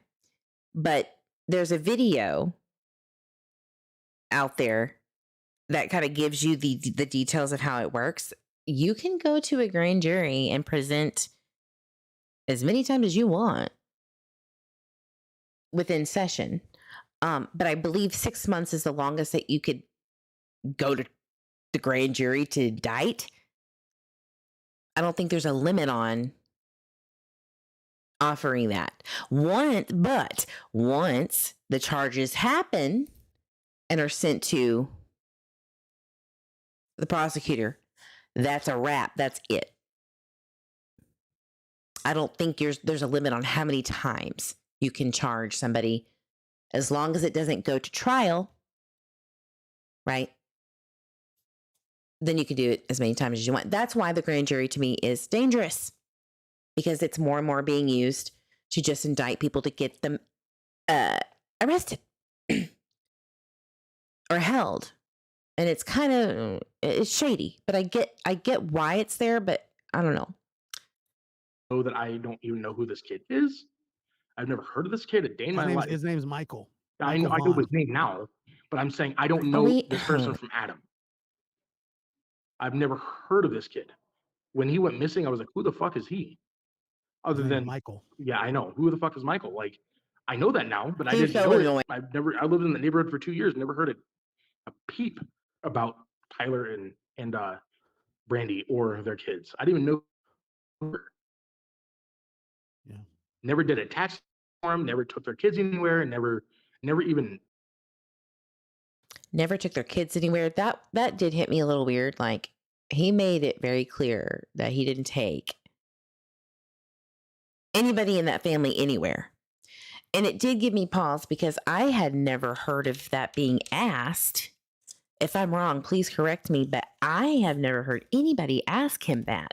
So for him to say that was a little red flag to me. And then hearing Brandy ask Grandpa, have you ever heard of Faith Taxi? Have you ever, nope.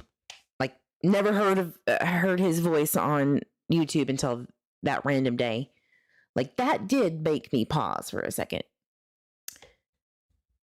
And how does he know, if you've never seen them before, who he took? He can't remember who it was. He just knows that there were 2 taxis that day, one from Ontario to Boise, and then I think Ontario to somewhere else. He doesn't even know. Do they know? Does law enforcement know? Is what I want to know. I was oblivious, like 100%. I've heard rumors, and these are just rumors, that you may or may not have said, but leaning more towards may, that you saw Sarah with Michael.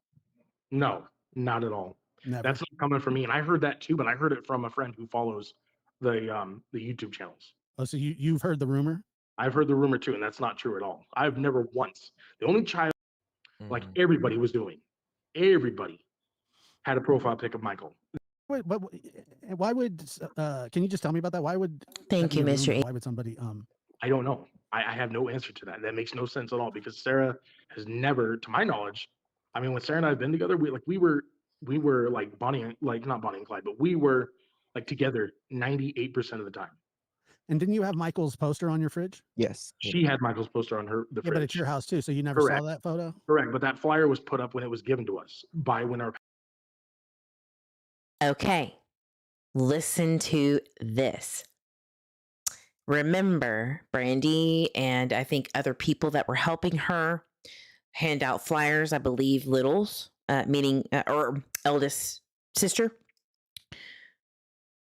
and maybe somebody else. I don't know exactly all who was involved, but I do remember on one of the YouTube creator panels, Brandy states that she had gone up to that house a few times to post flyers and give out flyers. Keep that in mind. Okay. Keep that in mind when in regards to just sent. Okay. This was like within, I think, the first week of Michael missing. Listen to what he says. Like not Bonnie and Clyde, but we were like together 98% of the time. And didn't you have Michael's poster on your fridge? Yes. She had Michael's poster on the fridge. But it's your house too, so you never Correct. saw that photo? Correct, but that flyer was put up when it was given to us by when they were passing them out. Who gave it to you? I don't remember. Somebody passing out flyers. It would be wonderful to know who was passing out the flyers. And obviously the one that she has is the one, like the one that was on the fridge is the one that Brandy was putting out to all of the neighbors in Hidden Meadows and around. Like, that is a fact. I don't know if if she handed it to Sarah, but I do know that Brandy states nobody was there when she knocked and left the flyers on there, and she had gone up to these to 1102 Red Wing a few times. She said this, which places her in the area.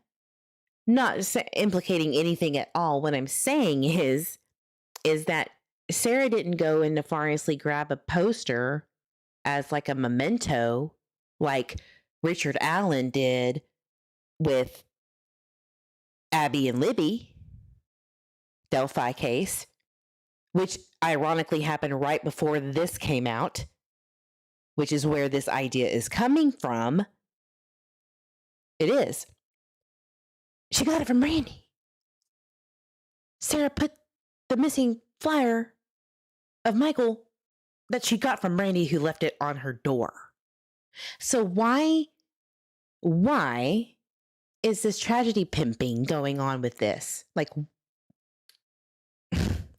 maybe I'm just the only one that keeps up with what the mom says to see if there is anything new about Michael. But if you would listen, you would know that. They don't. They haven't followed it.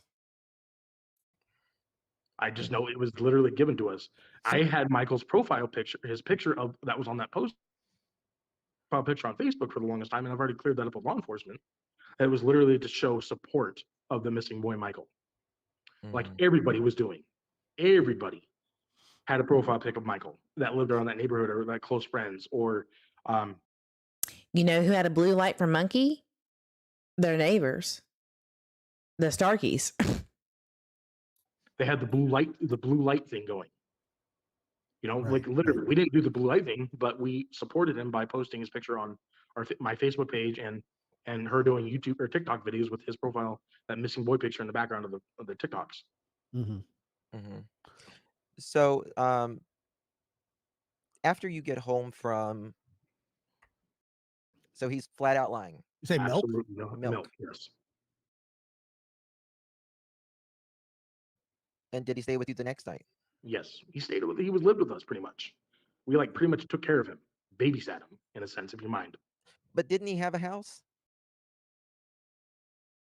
No, fool. He was living with his mama. And he was couch potatoing everybody else he could. That's what they allow in their house. Anyway, guys. The deep dive here is exactly what Stacy said out of his own mouth. There is not 100%, there is no 100% he did it, boom evidence, pow, he's guilty, or any of the other suspects. And I'm really worried that if they are, again, complicit or guilty of anything that happened to Michael, that it's going to get thrown out. I'm really worried about his justice. Who am I? Just a YouTuber with an opinion. I might be wrong, could be wrong, have been wrong. But let's keep sharing it. Let's keep deep diving, because if it goes nowhere, we are back at square one. And he deserves better. So with that, I'll end it. Guys, thank you so much for being here with me for almost 3 hours. Much love to every one of you. You know, as I say, drink your water. Hug yourself and your babies, fur babies, grandbabies.